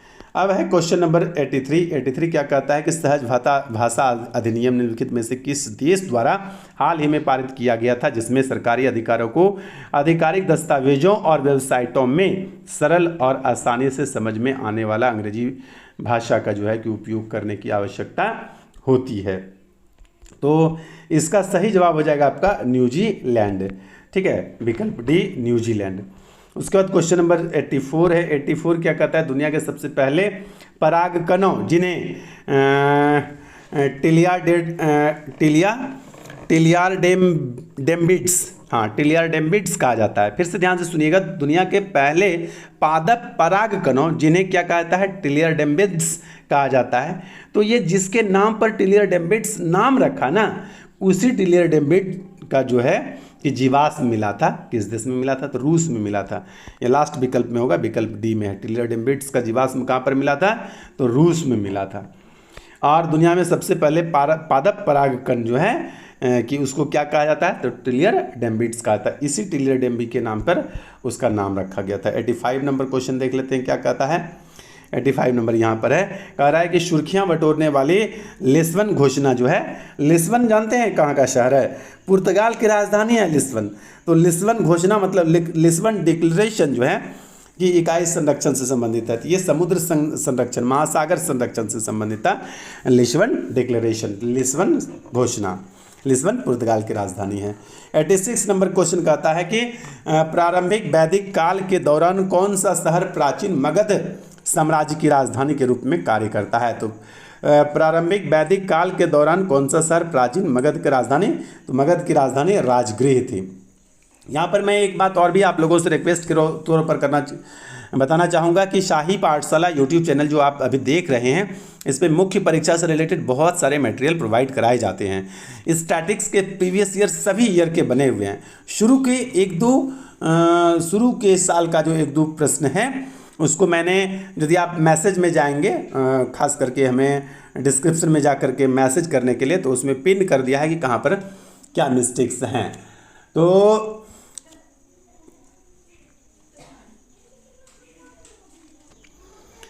यदि क्वेश्चन नंबर 87 की बात करें तो वर्नाकुलर प्रेस एक्ट के बारे में निम्नलिखित में से कौन से कथन सही हैं। तो जैसा कि आप लोगों को पता होगा कि रिपन के समय में आया था, लिटन इसको रद्द कर दिया था, ठीक है। तो यहाँ पर आपसे पूछा गया है कि कौन से कथन सही है। तो क्वेश्चन यहाँ पर यदि बात करें तो तीनों ही कथन सही है। गैंगिंग अधिनियम के रूप में जो है ये भी वर्नाकुलर प्रेस एक्ट से रिलेटेड ही हैं। यहाँ पर उत्तर सही हो जाएगा विकल्प ए, 1, 2 और 3 तीनों जो है कि वर्नाकुलर प्रेस एक्ट से संबंधित ही हैं। आइए चलते हैं क्वेश्चन नंबर 88 पर। 88 क्या कहता है, लॉर्ड मेयो के 1870 के संकल्प के बारे में निम्नलिखित में से कौन से कथन जो है कि सही है। तो यहाँ पर कथन 1 जो है कि केंद्रीय और प्रांतीय वित्त को विभाजित करने वाला यह पहला कदम था। तो ये देख लेते हैं, पहले कूट यहाँ पर दिया हुआ है कि चारों कथन यहाँ पर सही है। क्या है कि लॉर्ड मेयो के समय में 1870 के संकल्प के बारे में यदि निम्नलिखित बात पूछा गया है, यहाँ पर चारों ही कथन सही है कि केंद्रीय और प्रांतीय वित्त विभाजन करने वाला यह पहला कदम था। प्रांतीय सरकारों को कुछ सेवाएं प्रसारित करने का भी अधिकार इसी अधिनियम के द्वारा दिया गया था। इसमें मौजूदा असमानता को सुधारने का भी प्रयास किया गया था। इसमें प्रांतों की वास्तविक आवश्यकताओं पर भी ध्यान केंद्रित किया गया था। तो लॉर्ड मेयो के 1870 के संकल्प के बारे में भारत में शिक्षा के सुधार के लिए भी मेयो को जाना जाता है, ठीक है। उसके बाद आइए चलते हैं क्वेश्चन नंबर, अच्छा यहाँ पर कूट की बात करें तो कूट ए यहाँ पर सही है। 1, 2, 3 और 4 सभी क्या है कि सही है। उसके बाद अगला क्वेश्चन नंबर 89 है। 89 क्या कहता है कि राजनीति की प्रारंभिक पुस्तक नीति सार किसके द्वारा लिखी गई है। तो नीति सार के जो लेखक हैं वो है कामंद। नीति सार के पुस्तक के लेखक कौन है, कामंद है। नीति सार पुस्तक के लेखक कौन है, कामंद। उसके बाद क्वेश्चन नंबर 90 है, फतवात ए आलमगिरी किसके द्वारा लिखी गई है। तो फतवात ए आलमगिरी ये लिखा गया है ईश्वर दास नागर के द्वारा। किसके द्वारा, ईश्वर दास नागर के द्वारा। अगला क्वेश्चन है, चीनी स्रोत के अनुसार श्रीलंका के शासक मेघवर्मन ने गया में बौद्ध मंदिर बनाने की अनुमति के लिए निम्नलिखित में से किस गुप्त राजा के पास एक मशीनरी भेजा था। तो ये भेजा था आपका विकल्प सी, समुद्रगुप्त के पास भेजा था।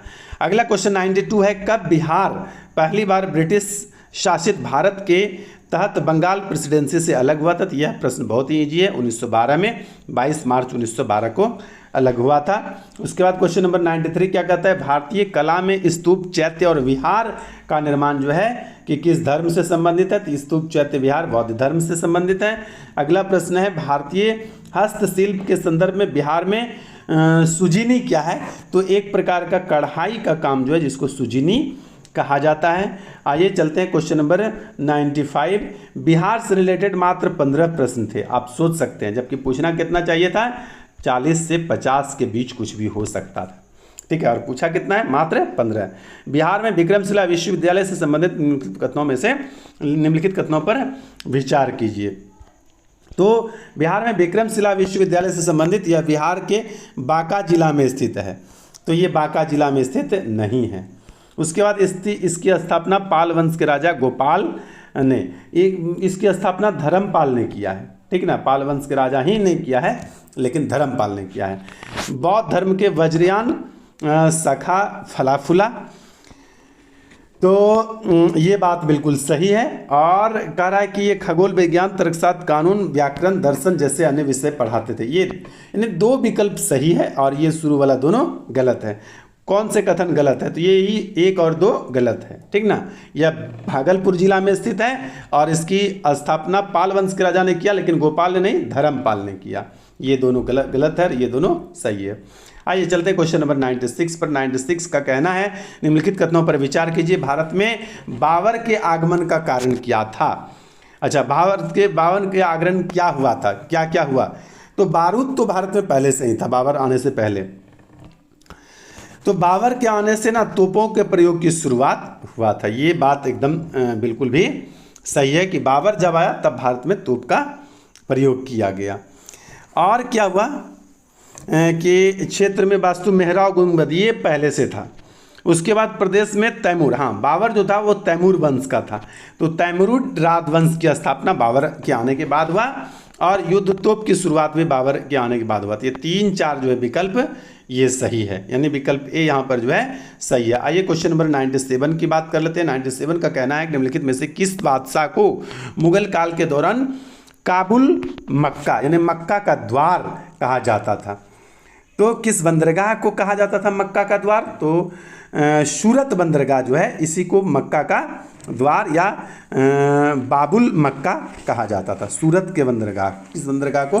सूरत को। अष्टप्रधान, जैसा कि जानते हैं आप लोग, शिवाजी के दरबार में रहता था, तो मराठा प्रशासन था शिवाजी। यदि अष्ट दिग्गज कहा जाए तो कृष्णदेव राय के समय में था। अब यहाँ पर क्वेश्चन नंबर 99 है, बोधिसत्व पद्मपानी बोधिसत्व पद्मपानी की पेंटिंग स्थित है। बोधिसत्व पद्मपानी की पेंटिंग कहाँ है? अजंता की गुफा में। बोधिसत्व पद्मपानी की पेंटिंग अजंता की गुफा में है। क्वेश्चन नंबर 100 की बात यदि करें तो कारण निम्नलिखित कथनों पर विचार कीजिए। फाहियान एक चीनी यात्री था जो कि हर्षवर्धन, तो ह्वेनसांग हर्षवर्धन के समय में आया, फाहियान हर्षवर्धन के समय में नहीं आया है। कह कि ह्वेनसांग एक चीनी यात्री बौद्ध भिक्षु थे जिन्होंने चंद्रगुप्त द्वितीय के शासनकाल, ह्वेनसांग हर्षवर्धन के शासनकाल में आया है, ठीक है। पूछ रहा है कि कौन सा कथन सही है? तो कौन सा कथन सही है यदि पूछा तो हमको लग रहा है कि दोनों में से कोई कथन सही नहीं है, यानी विकल्प डी यहाँ पर कीजिए कि में से कोई कथन सही नहीं है। उसके बाद अगला क्वेश्चन हो जाता है क्वेश्चन नंबर 101, आपको सुमेलित करने के लिए कहा गया है। तो क्वेश्चन नंबर 101 में जो है ना, तो चरक का संबंध चिकित्सा से, ये तो आप लोग जानते ही होंगे, चरक का संबंध किससा है? चिकित्सा ने। 1 का 2 और 1 का 2। उसके बाद क्या है कि आपका ब्रह्मगुप्त ये गणित से संबंधित थे, तो बी का 1, यहाँ विकल्प बी आपका सही हो जाएगा। देखिए यहाँ पर एक ट्रिक है कि जितना भी इस प्रकार का है जिसमें डबल जो है कि क्रॉस आया है, डबल क्रॉस में 3 का 4, 4 का 3, इस तरह से डबल क्रॉस वाले सूची में ये था। जिस किसी को ये ट्रिक पता हो गया होगा तो ना पढ़ते हुए भी लगाते चले जाते तो सही होता चला जाता। चलिए आगे बढ़ते हैं। क्वेश्चन नंबर 102 में 102 का क्या कहना है? 102 कह रहा है इसमें से किसने भारत में फारसी त्यौहार नवरोज की शुरुआत की? तो मैं ट्रिकी जीएस की बात कर रहा था, तो ट्रिकी जीएस से रिलेटेड ये प्रश्न है। ट्रिकी जीएस जब आप खरीदेंगे या पढ़ेंगे तो ट्रिकी जीएस में है नवरोज मनाए सिजदा पावोस बलबन ने। तो नवरोज मनाने की शुरुआत किसने किया था? बलबन ने किया था। नवरोज मनाए सिजदा पावोस बलबन ने, ठीक है। तो ट्रिकी जीएस में ये चीज़ आपको मिल जाएगा और भूलेंगे भी नहीं। और यदि कभी भी पीएससी जैसा क्वेश्चन पूछने का इरादा बनाया है, इस प्रकार से प्रश्न यदि आ जाए कि बलबन के समय में कौन कौन सी प्रथा की शुरुआत हुई थी, तो आप कहेंगे कि नवरोज की शुरुआत हुई थी, सिजदा की शुरुआत हुआ था, पावोश की शुरुआत हुआ था, नवरोज मनाया सिजदा पावोश बलबन ने। आइए चलते हैं क्वेश्चन नंबर 103 पर। 103 नंबर क्वेश्चन क्या कहता है कि नाथपंथियों, सिद्धों और योगियों ने भक्ति धर्म को किस क्षेत्र में लोकप्रिय बनाया था? तो उत्तर भारत में। नाथपंथियों, सिद्धों और योगियों ने भक्ति धर्म को किस क्षेत्र में लोकप्रिय बनाया था? उत्तर भारत में। उसके बाद है बुद्ध के 1854 के प्रेषण के संबंध में निम्नलिखित कथनों पर विचार कीजिए। तो बुद्ध के जो है 1854 के प्रेषण के संबंध में पहला कथन है कि इसमें इसने उच्च अध्ययन के लिए शिक्षा के माध्यम के रूप में अंग्रेजी की सिफारिश की। ये सही लग रहा है मुझे। फिर इसने महिला शिक्षा और व्यावसायिक प्रशिक्षण पर जोर दिया। तो यहाँ पर दोनों कथन सही है, ठीक ना। यानी कि विकल्प डी यहाँ पर क्या हो जाएगा, सही हो जाएगा कि वुड डिस्पैच जब आया था तो उसमें अंग्रेजी शिक्षा पर बल दिया गया और महिलाओं को भी शिक्षित करने पर भी जोर दिया गया था। उसके बाद अगला क्वेश्चन नंबर 105 क्या कहता है कि मैथिली भाषा का विकास निम्नलिखित में से किसके शासनकाल के दौरान हुआ था। तो मैथिली भाषा का जो विकास है वह ओहनीवार राजवंश के समय में हुआ था। मैथिली भाषा का विकास किस दौरान हुआ, तो ओहनीवार राजवंश के दौरान हुआ। उसके बाद क्वेश्चन नंबर 106 है कि ग्लोब पर 1 डिग्री के अंतराल पर खींची गई अक्षांश रेखाएं कितनी है। तो 1 डिग्री अक्षांश पर जो अंतराल पर खींची गई अक्षांश रेखाएं हैं वो 179 है। कितनी है, यानी आपसे सीधे सीधे पर यह पूछ लिया गया कि अक्षांश रेखाओं की संख्या कितनी है। तो अक्षांश रेखाओं की संख्या 179 होता है, ठीक ना। ग्लोब पर अक्षांश रेखाएं की संख्या कितनी है, और यदि देशांतर रेखाएं पूछ दिया जाए तब कितना हो जाएगा आपका 18 दूना 36, 180 सॉरी मतलब 360 एक डिग्री पर। आइए उसके बाद अगला क्वेश्चन 107 नंबर हो गया कि कोसी मैदान की माध्य समुद्र तल से औसत ऊंचाई है। तो समुद्र तल से कोसी मैदान की ऊंचाई कितनी है, 150 मीटर। कितना है, 150 मीटर, ठीक है। आइए चलते हैं क्वेश्चन नंबर 108 पर। 108 क्या कहता है, किस पठार पर कर्क रेखा तथा भारतीय मानक समय रेखा एक दूसरे को काटती है। तो एक दूसरे को कहाँ पर काटती है, तो बघेलखंड में। कहाँ पर, बघेलखंड में एक दूसरे को काटती है। उसके बाद अगला प्रश्न है कि उत्तराखंड का कौन सा जिला तिब्बत सीमा से लगा हुआ नहीं है। इस प्रकार का प्रश्न बिहार से रिलेटेड पूछता था कि कौन सा जिला नेपाल से सटा हुआ नहीं है या कौन सा जिला नेपाल से सटा हुआ है, लेकिन अब उत्तराखंड का पूछ रहा है। यानी कि सभी आपको राज्यों का याद रखना होगा कि किस राज्य का कौन कौन सा जिला किस किस देश में सटता है। तो बहुत स्टैंडर्ड बढ़ा दिया गया है बीपीएससी का। तो यहाँ पर क्या सही हो जाएगा, अल्मोड़ा। ये जो है कि तिब्बत की सीमा से नहीं लगता, वहाँ की उत्तरकाशी और चमोली जिला जो है ये लगता है। अब आइए चलते हैं एल नीनो एक गर्म जलधारा है, ठीक ना। तो ये किस महासागर में बहती है, प्रशांत महासागर में बहती है एल नीनो। उसके बाद अगला चलते हैं क्वेश्चन नंबर 111 पर। 111 नंबर प्रश्न क्या कहता है कि सतह क्षेत्रफल के हिसाब से विक्टोरिया झील दुनिया की तीसरी सबसे बड़ी और मीठे पानी की झील है। तो यहाँ पर ये मुझे सही लग रहा है एक, और फिर मैं उत्तर देखकर डायरेक्ट आपको आंसर बता देता हूँ। बहुत ज़्यादा इसमें समय लगेगा पढ़ने में, मैं आंसर सिर्फ बताते चलूँ तो समय कम लगेगा। तो यहाँ पर 1 और 3 सही है, यानी कि सतह क्षेत्र के हिसाब से विक्टोरिया झील दुनिया की तीसरी सबसे बड़ी मीठे पानी की झील है। और कथन 3 जो है यह भी सही है। इसकी सीमा 4 देशों किस से, तंजानिया, युगांडा, रवांडा और केन्या से मिलती है। यानी कि विक्टोरिया झील की सीमा यदि बात करें, इसकी सीमा तंजानिया, युगांडा, रवांडा और केन्या से लगती है। ये दोनों कथन क्या है, 1 और 3 सही है। यहाँ विकल्प ए में जो है 1 और 3 सही है।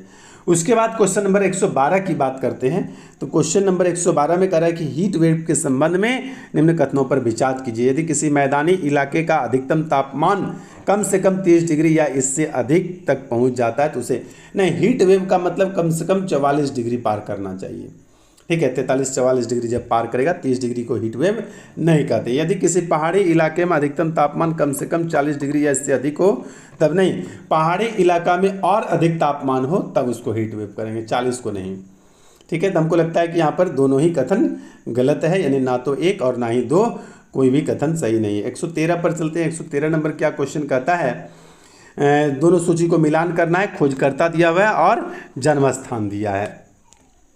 तो खोजकर्ता और जन्म स्थान से रिलेटेड प्रश्न में क्या है कि क्रिस्टोफर कोलंबस जो है, कि जैसा कि आप लोग जानते हैं कि क्रिस्टोफर कोलंबस कहाँ के यात्री थे, तो मुझे लग रहा है कि ये पुर्तगाल के थे। क्रिस्टोफर कोलंबस कहाँ के यात्री थे, तो क्रिस्टोफर कोलंबस इटली के यात्री यहाँ मेरे टीम के द्वारा लिया गया है, लेकिन मुझे लग रहा है कि क्रिस्टोफर कोलंबस जो है कि पुर्तगाल के यात्री थे।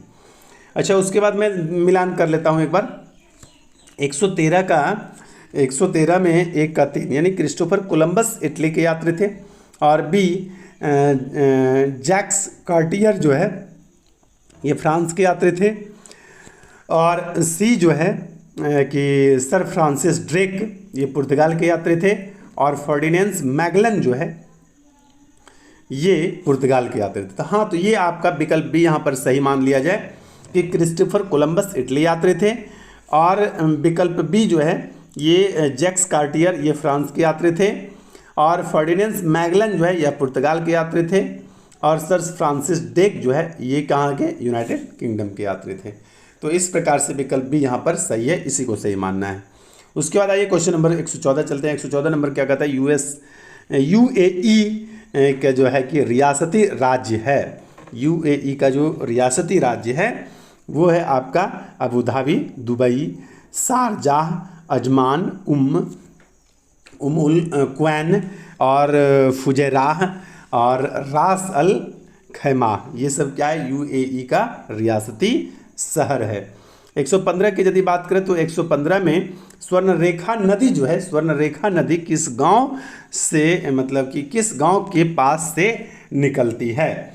तो 115 का ए सही है, नगरी नदी के पास से, नगरी गांव के पास से निकलती है स्वर्णरेखा नदी।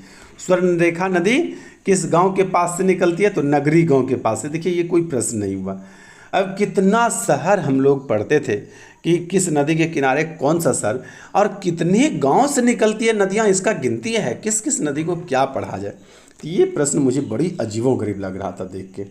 आइए चलते हैं क्वेश्चन नंबर 116 पर। 116 नंबर प्रश्न क्या कहता है कि निम्नलिखित में से कौन से राष्ट्रीय उद्यान वन्यजीव अभ्यारण्य बिहार में है। तो हम लोग जानते हैं कि वाल्मीकि टाइगर रिजर्व जो है कि बिहार में है, राष्ट्रीय उद्यान बिहार में है, और उसके बाद जो है कि भीम बांध वन्यजीव अभ्यारण्य भी बिहार में है। दुधवा यूपी में है, और गजनेर के बारे में मुझे याद नहीं आ रहा है कि कहाँ है, दुधवा यूपी में है। तो 1 और 4 जिस विकल्प में है, विकल्प बी जो है वाल्मीकि और भीम बांध, ये दोनों बिहार में है। उसके बाद आइए चलते क्वेश्चन नंबर 117 पर। 117 नंबर प्रश्न क्या कहता है कि गैंगेटिक डॉल्फिन के संबंध में निम्नलिखित कथनों पर विचार कीजिए। तो गैंगेटिक डॉल्फिन के संबंध में जो निम्नलिखित कथनों पर विचार करेंगे तो वो क्या क्या विचार करना है। तो इसमें ये आपका सही नहीं है, बाकी सभी सही है। क्या सही नहीं है, तो इसमें बाकी 3 कथन आपका 1, 3 और 4 सही है। तो मैं बता दे रहा हूँ कि क्या सही नहीं है। इसमें कोई क्रिस्टलीय नेत्र नहीं है, बल्कि क्या है कि गैंगेटिक डॉल्फिन में क्रिस्टलीय नेत्र है जो इसे प्रभावी रूप से अंधा बना देती है। तो ये कथन आपका गलत है, क्रिस्टलीय नेत्र नहीं है बल्कि है। उसके बाद आइए चलते क्वेश्चन नंबर 18। 18 में क्या है, गंडक नदी का दूसरा नाम क्या है। तो गंडक नदी का दूसरा नाम नारायणी नदी है, ठीक ना। क्योंकि आप यदि बिहार की नदियों को पढ़े होंगे तो बिहार की नदियों के संबंध में आप पढ़े होंगे कि पुनपुन स्वतंत्र नदी है, बूढ़ी गंडक, गंडक ये सब अलग अलग नदी है, और नारायणी जो है ये गंडक नदी का दूसरा नाम है। बिहार के निम्नलिखित में से किस जिले में सोना पाया जाता है। तो आप लोग को करंट अफेयर्स पढ़ेंगे तो हाल ही में देश भर का सबसे बड़ा सोने का भंडार बिहार के जमुई जिला से प्राप्त हुआ है। त्रिवेणी नहर जो है कि इसका निर्माण जो है कि किस नदी से है, तो ये गंडक नदी से ही निकाला गया है त्रिवेणी नहर को, ठीक है। त्रिवेणी नहर कहाँ से निकलती है, तो गंडक नदी से ही निकलती है त्रिवेणी नहर। उसके बाद यदि आगे आगे और भी बात करूँ क्वेश्चन नंबर 121 का, क्वेश्चन नंबर 121 का कहना है ये कथन 1 और कारण आर है। तो कथन ए में कहता है घाना तट पर सोने के समृद्ध प्लेशर जमाव पाए जाते हैं और ब्राज़ील में सोने की शिराएं पाई जाती है। अब कारण क्या कारण है कि किसी समय ये महाद्वीप अटलांटिक तट के साथ एक साथ संयुक्त थे, इसलिए ऐसा होता है। तो यहाँ पर सही जवाब है आपका कि ए और आर दोनों सही है, और आर ए की सही व्याख्या भी है, ठीक ना। तो यही कारण भी है और ये कथन दोनों सही है, और एक दूसरे का एक्सप्लेनेशन जो है व्याख्या भी है वो सही सही करता है। आइए चलते हैं क्वेश्चन नंबर 122 पर। क्वेश्चन नंबर 122 क्या कहता है, बिहार के भौगोलिक संरचना चट्टानी प्रणालियों से बनी है। चट्टानी प्रणालियों का उसके विवरण से मेल कीजिए। चट्टानी प्रणाली को उसके विवरण से मेल कीजिए। तो यहाँ पर विवरण से मेल कराने में 1, 3 और 2, 4 इस प्रकार से लिया गया है। 1, 3, 2, 4, 1 का 3 में मेल कराना है, 2 का 4 में मेल कराना है, 3 का 1 में मेल कराना है और 4 का 2 में मेल कराना है। ये जिस किसी भी विकल्प में ऐसा होगा। कहने का मतलब मैं पढ़ देता हूँ कि धारवाड़ चट्टान प्रणाली जो है वो बलुआ पत्थर, चूना पत्थर, डोलामाइट ये सबसे निर्मित है। विंध्याचल चट्टान प्रणाली जो है नहीं, मैं गलत पढ़ा दिया, मैं थोड़ा सा इसको सुधार करके फिर से बोल रहा हूँ। धारवाड़ चट्टान प्रणाली सबसे पुराना आर्कियन रॉक सिस्टम का हिस्सा है। यदि विंध्यन चट्टान प्रणाली की बात करें तो बलुआ पत्थर, चूना पत्थर, डोलामाइट इस प्रकार से निर्मित है।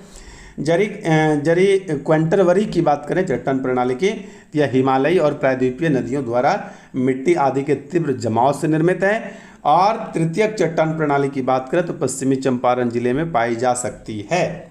तो ये आपका सही हो जाता है। इस प्रकार से यहाँ पर विकल्प कौन सा क्वेश्चन था, 122 था ना, 122, हाँ 122 नंबर क्वेश्चन का विकल्प बी जो है यहाँ पर सही हो जाता है।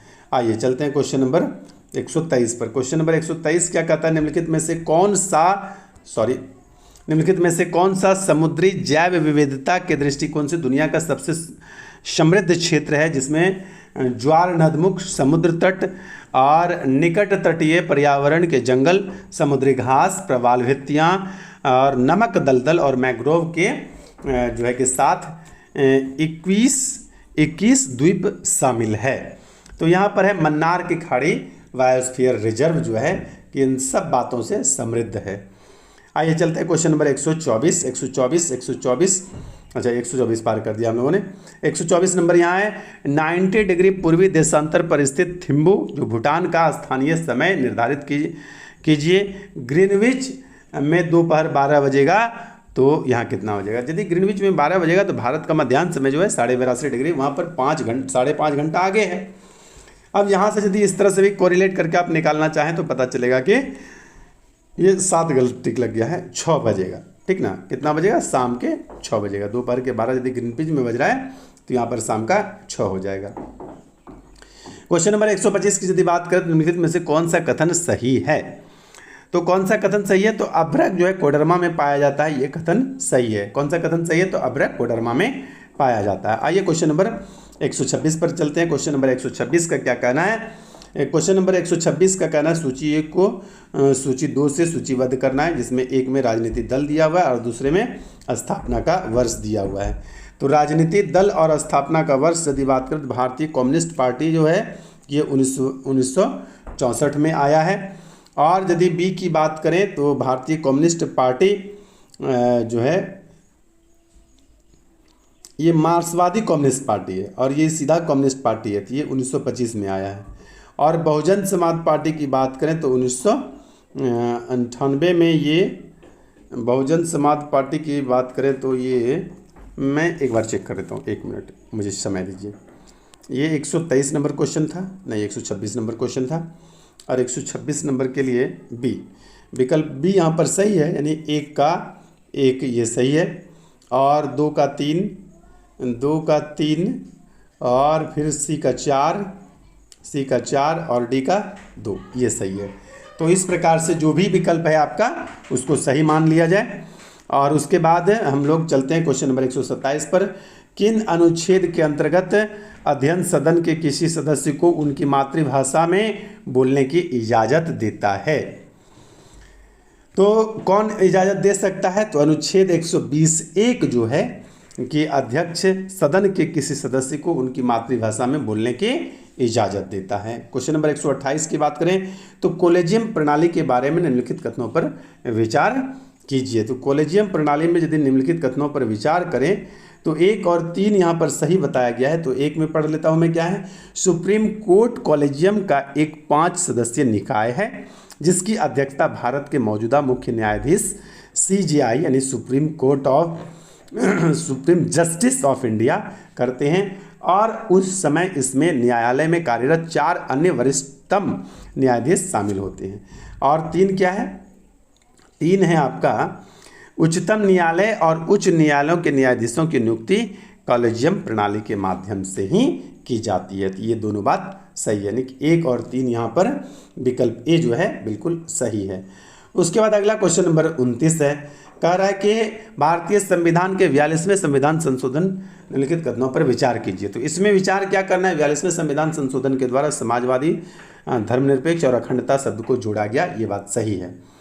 इसके बाद यदि 3 की बात करें तो इसमें नए नीति निर्देशक सिद्धांत भी जोड़े गए थे, 39A और अनुच्छेद 43A और 47 को भी जोड़ा गया था।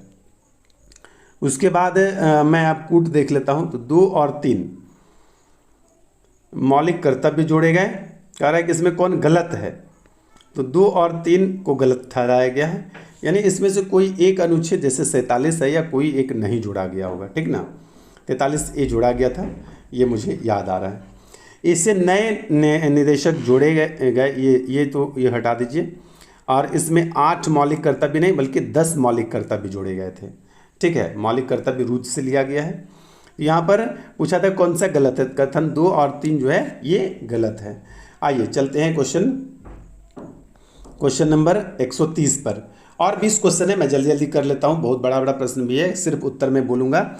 130 की यदि बात करूँ तो यहाँ पर किसी समुदाय को अनुसूचित जनजाति के रूप में घोषित करने के लिए आवश्यक विशिष्टतम क्या है, तो आवश्यक जो विशिष्टताएं हैं वो उपयुक्त सभी है, यानी उसमें आदिम लक्षण के संकेत भी होने चाहिए, विशिष्ट संस्कृति भी होना चाहिए, बड़े पैमाने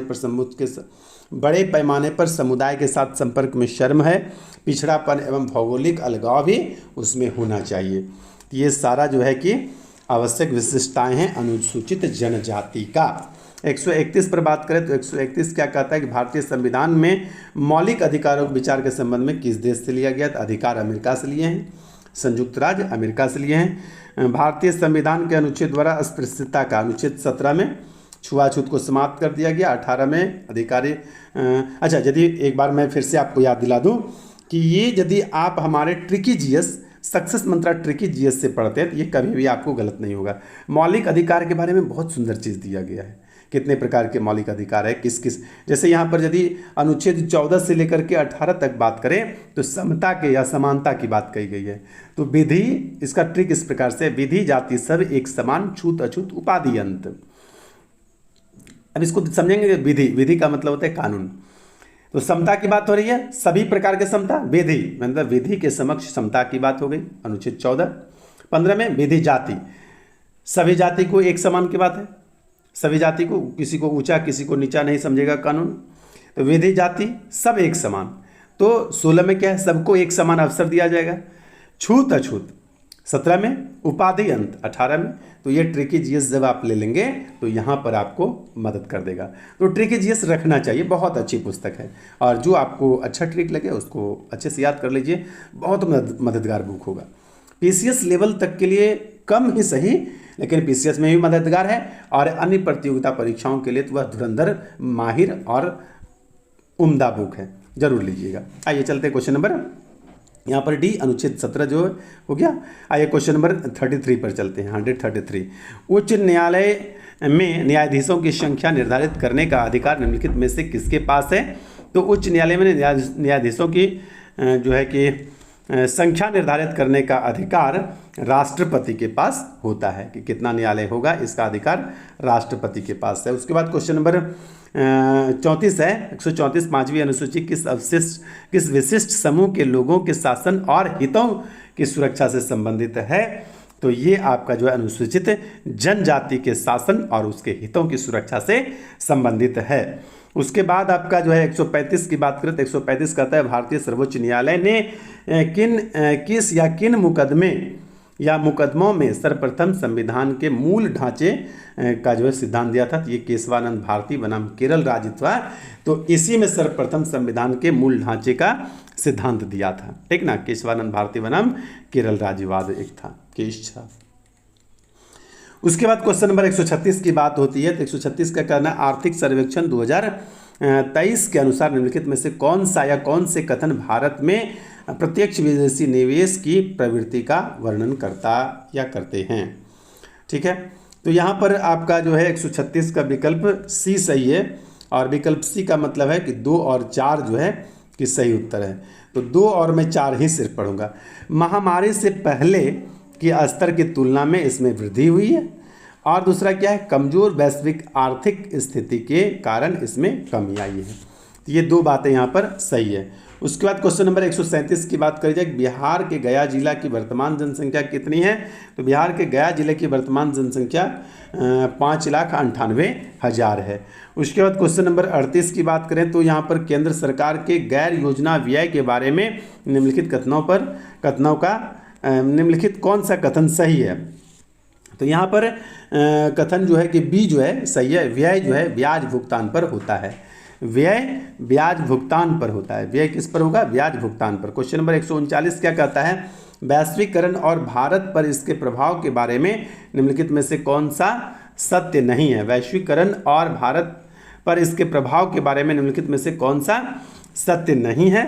तो यहाँ पर यदि बात करें तो निर्यात में वृद्धि आयात में वृद्धि से अधिक, ये जो है कि सत्य नहीं है, बाकी तीनों सत्य है।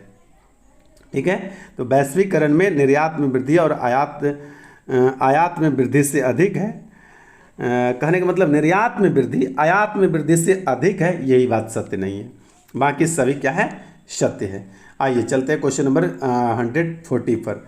140 में क्या कह रहा है, संघ सरकार के वित्त में नवीनतम विकास के बारे में निम्नलिखित कथनों पर विचार कीजिए।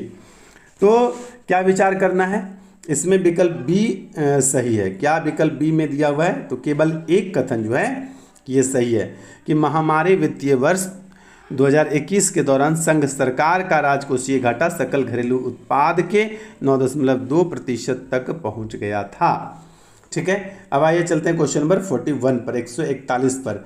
आरबीआई के विदेशी मुद्रा भंडार में निम्नलिखित में से कौन शामिल है। आरबीआई के विदेशी मुद्रा भंडार में सभी शामिल है, यानी विदेशी मुद्रा परिसंपत्तियां भी शामिल है, सोना भी शामिल है, विशेष आहरण अधिकार भी शामिल है और आरक्षित किस्त स्थिति भी शामिल है।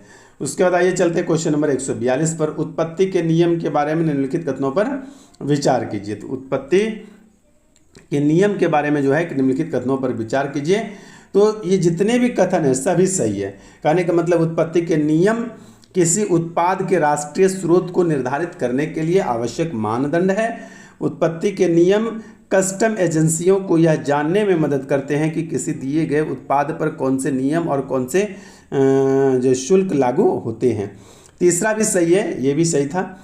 इसका उपयोग व्यापार सांख्यिकी के प्रयोजन के लिए किया जाता है। चौथा भी सही है, इसका महत्व इस तत्व को प्रमाणित होता है कि कई मामलों में कर और प्रतिबंध आयातों के स्रोत पर निर्भर करते हैं। तो यहाँ पर चारों सही था, तो विकल्प डी जो है उपयुक्त सभी यहाँ पर सही हो जाएगा। आइए चलते हैं क्वेश्चन नंबर 143 पर। 143 कहता है शिशु मृत्यु दर के बारे में निम्नलिखित कथनों पर विचार कीजिए। शिशु मृत्यु दर के बारे में निम्नलिखित कथन पर यदि विचार करते हैं तो यहाँ पर विकल्प डी सही जवाब हो जाता है, यानी केवल 2 और 3 जो है कि सही हो जाएगा। ठीक है, 2 और 3 कहने का मतलब 2 में क्या, वर्ष 1950 में शिशु मृत्यु दर 189.6 थी और 3 में क्या, वर्ष 2019 में मृत्यु दर घटकर 30 थी।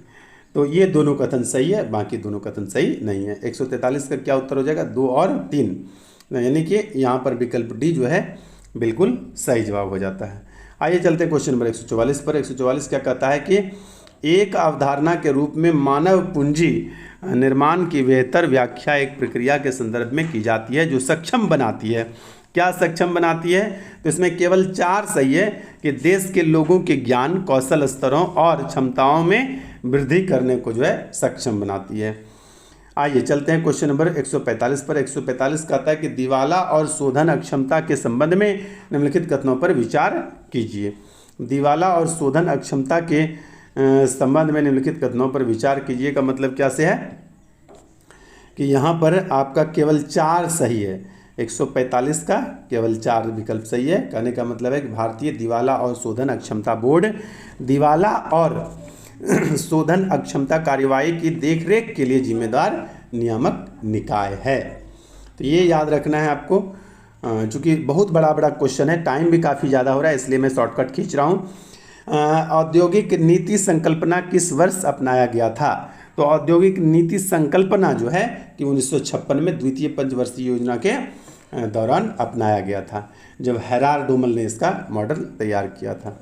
उसके बाद क्वेश्चन नंबर 147 की बात करें तो उत्पादन संबंध प्रोत्साहन योजना के बारे में निम्नलिखित कथनों पर विचार कीजिए। तो उत्पादन संबंध प्रोत्साहन जो है योजना के बारे में विचार क्या करना है, इसको सीधा उत्तर बता देना है। तो यहाँ पर 2 और 3 जो है कथन गलत है, बाकी 1, 4 और 4 सही है। तो यहाँ पर 1 भी सही है और कथन 4 भी सही है। ठीक है, तो ये हो गया आपका क्वेश्चन 1 और 4 सही है, विकल्प बी उत्तर हो जाता है। क्वेश्चन नंबर अब 148 पर चलते हैं, 3 ही प्रश्न है। स्वामित्व योजना के संबंध में निम्नलिखित कथनों पर विचार कीजिए। तो स्वामित्व योजना के संबंध में निम्नलिखित कथनों पर विचार कीजिए। तो इसके भी मैं कूट पर आऊँगा और सीधे आपको उत्तर पर ले आऊँगा। 148 का सी सही है, कहने का मतलब 1 और 3 गलत है, 1 और 3 क्या है गलत है, बाकी 2 और 4 सही है। 2 भी सही है और 4 भी सही है। कहा था स्वामित्व योजना के संबंध में निम्नलिखित कथनों पर विचार कीजिए। तो 2 और 4 जो है ये सही है और बाकी गलत है। उसके बाद 149 की बात करें तो किसी वित्तीय आपातकाल की स्थिति में अनुच्छेद 360 को लागू करने के परिणाम निम्नलिखित में से कौन सा या कौन से हैं अथवा हैं। तो 149 का बी सही है, मैं इसका कूट देख लेता हूँ।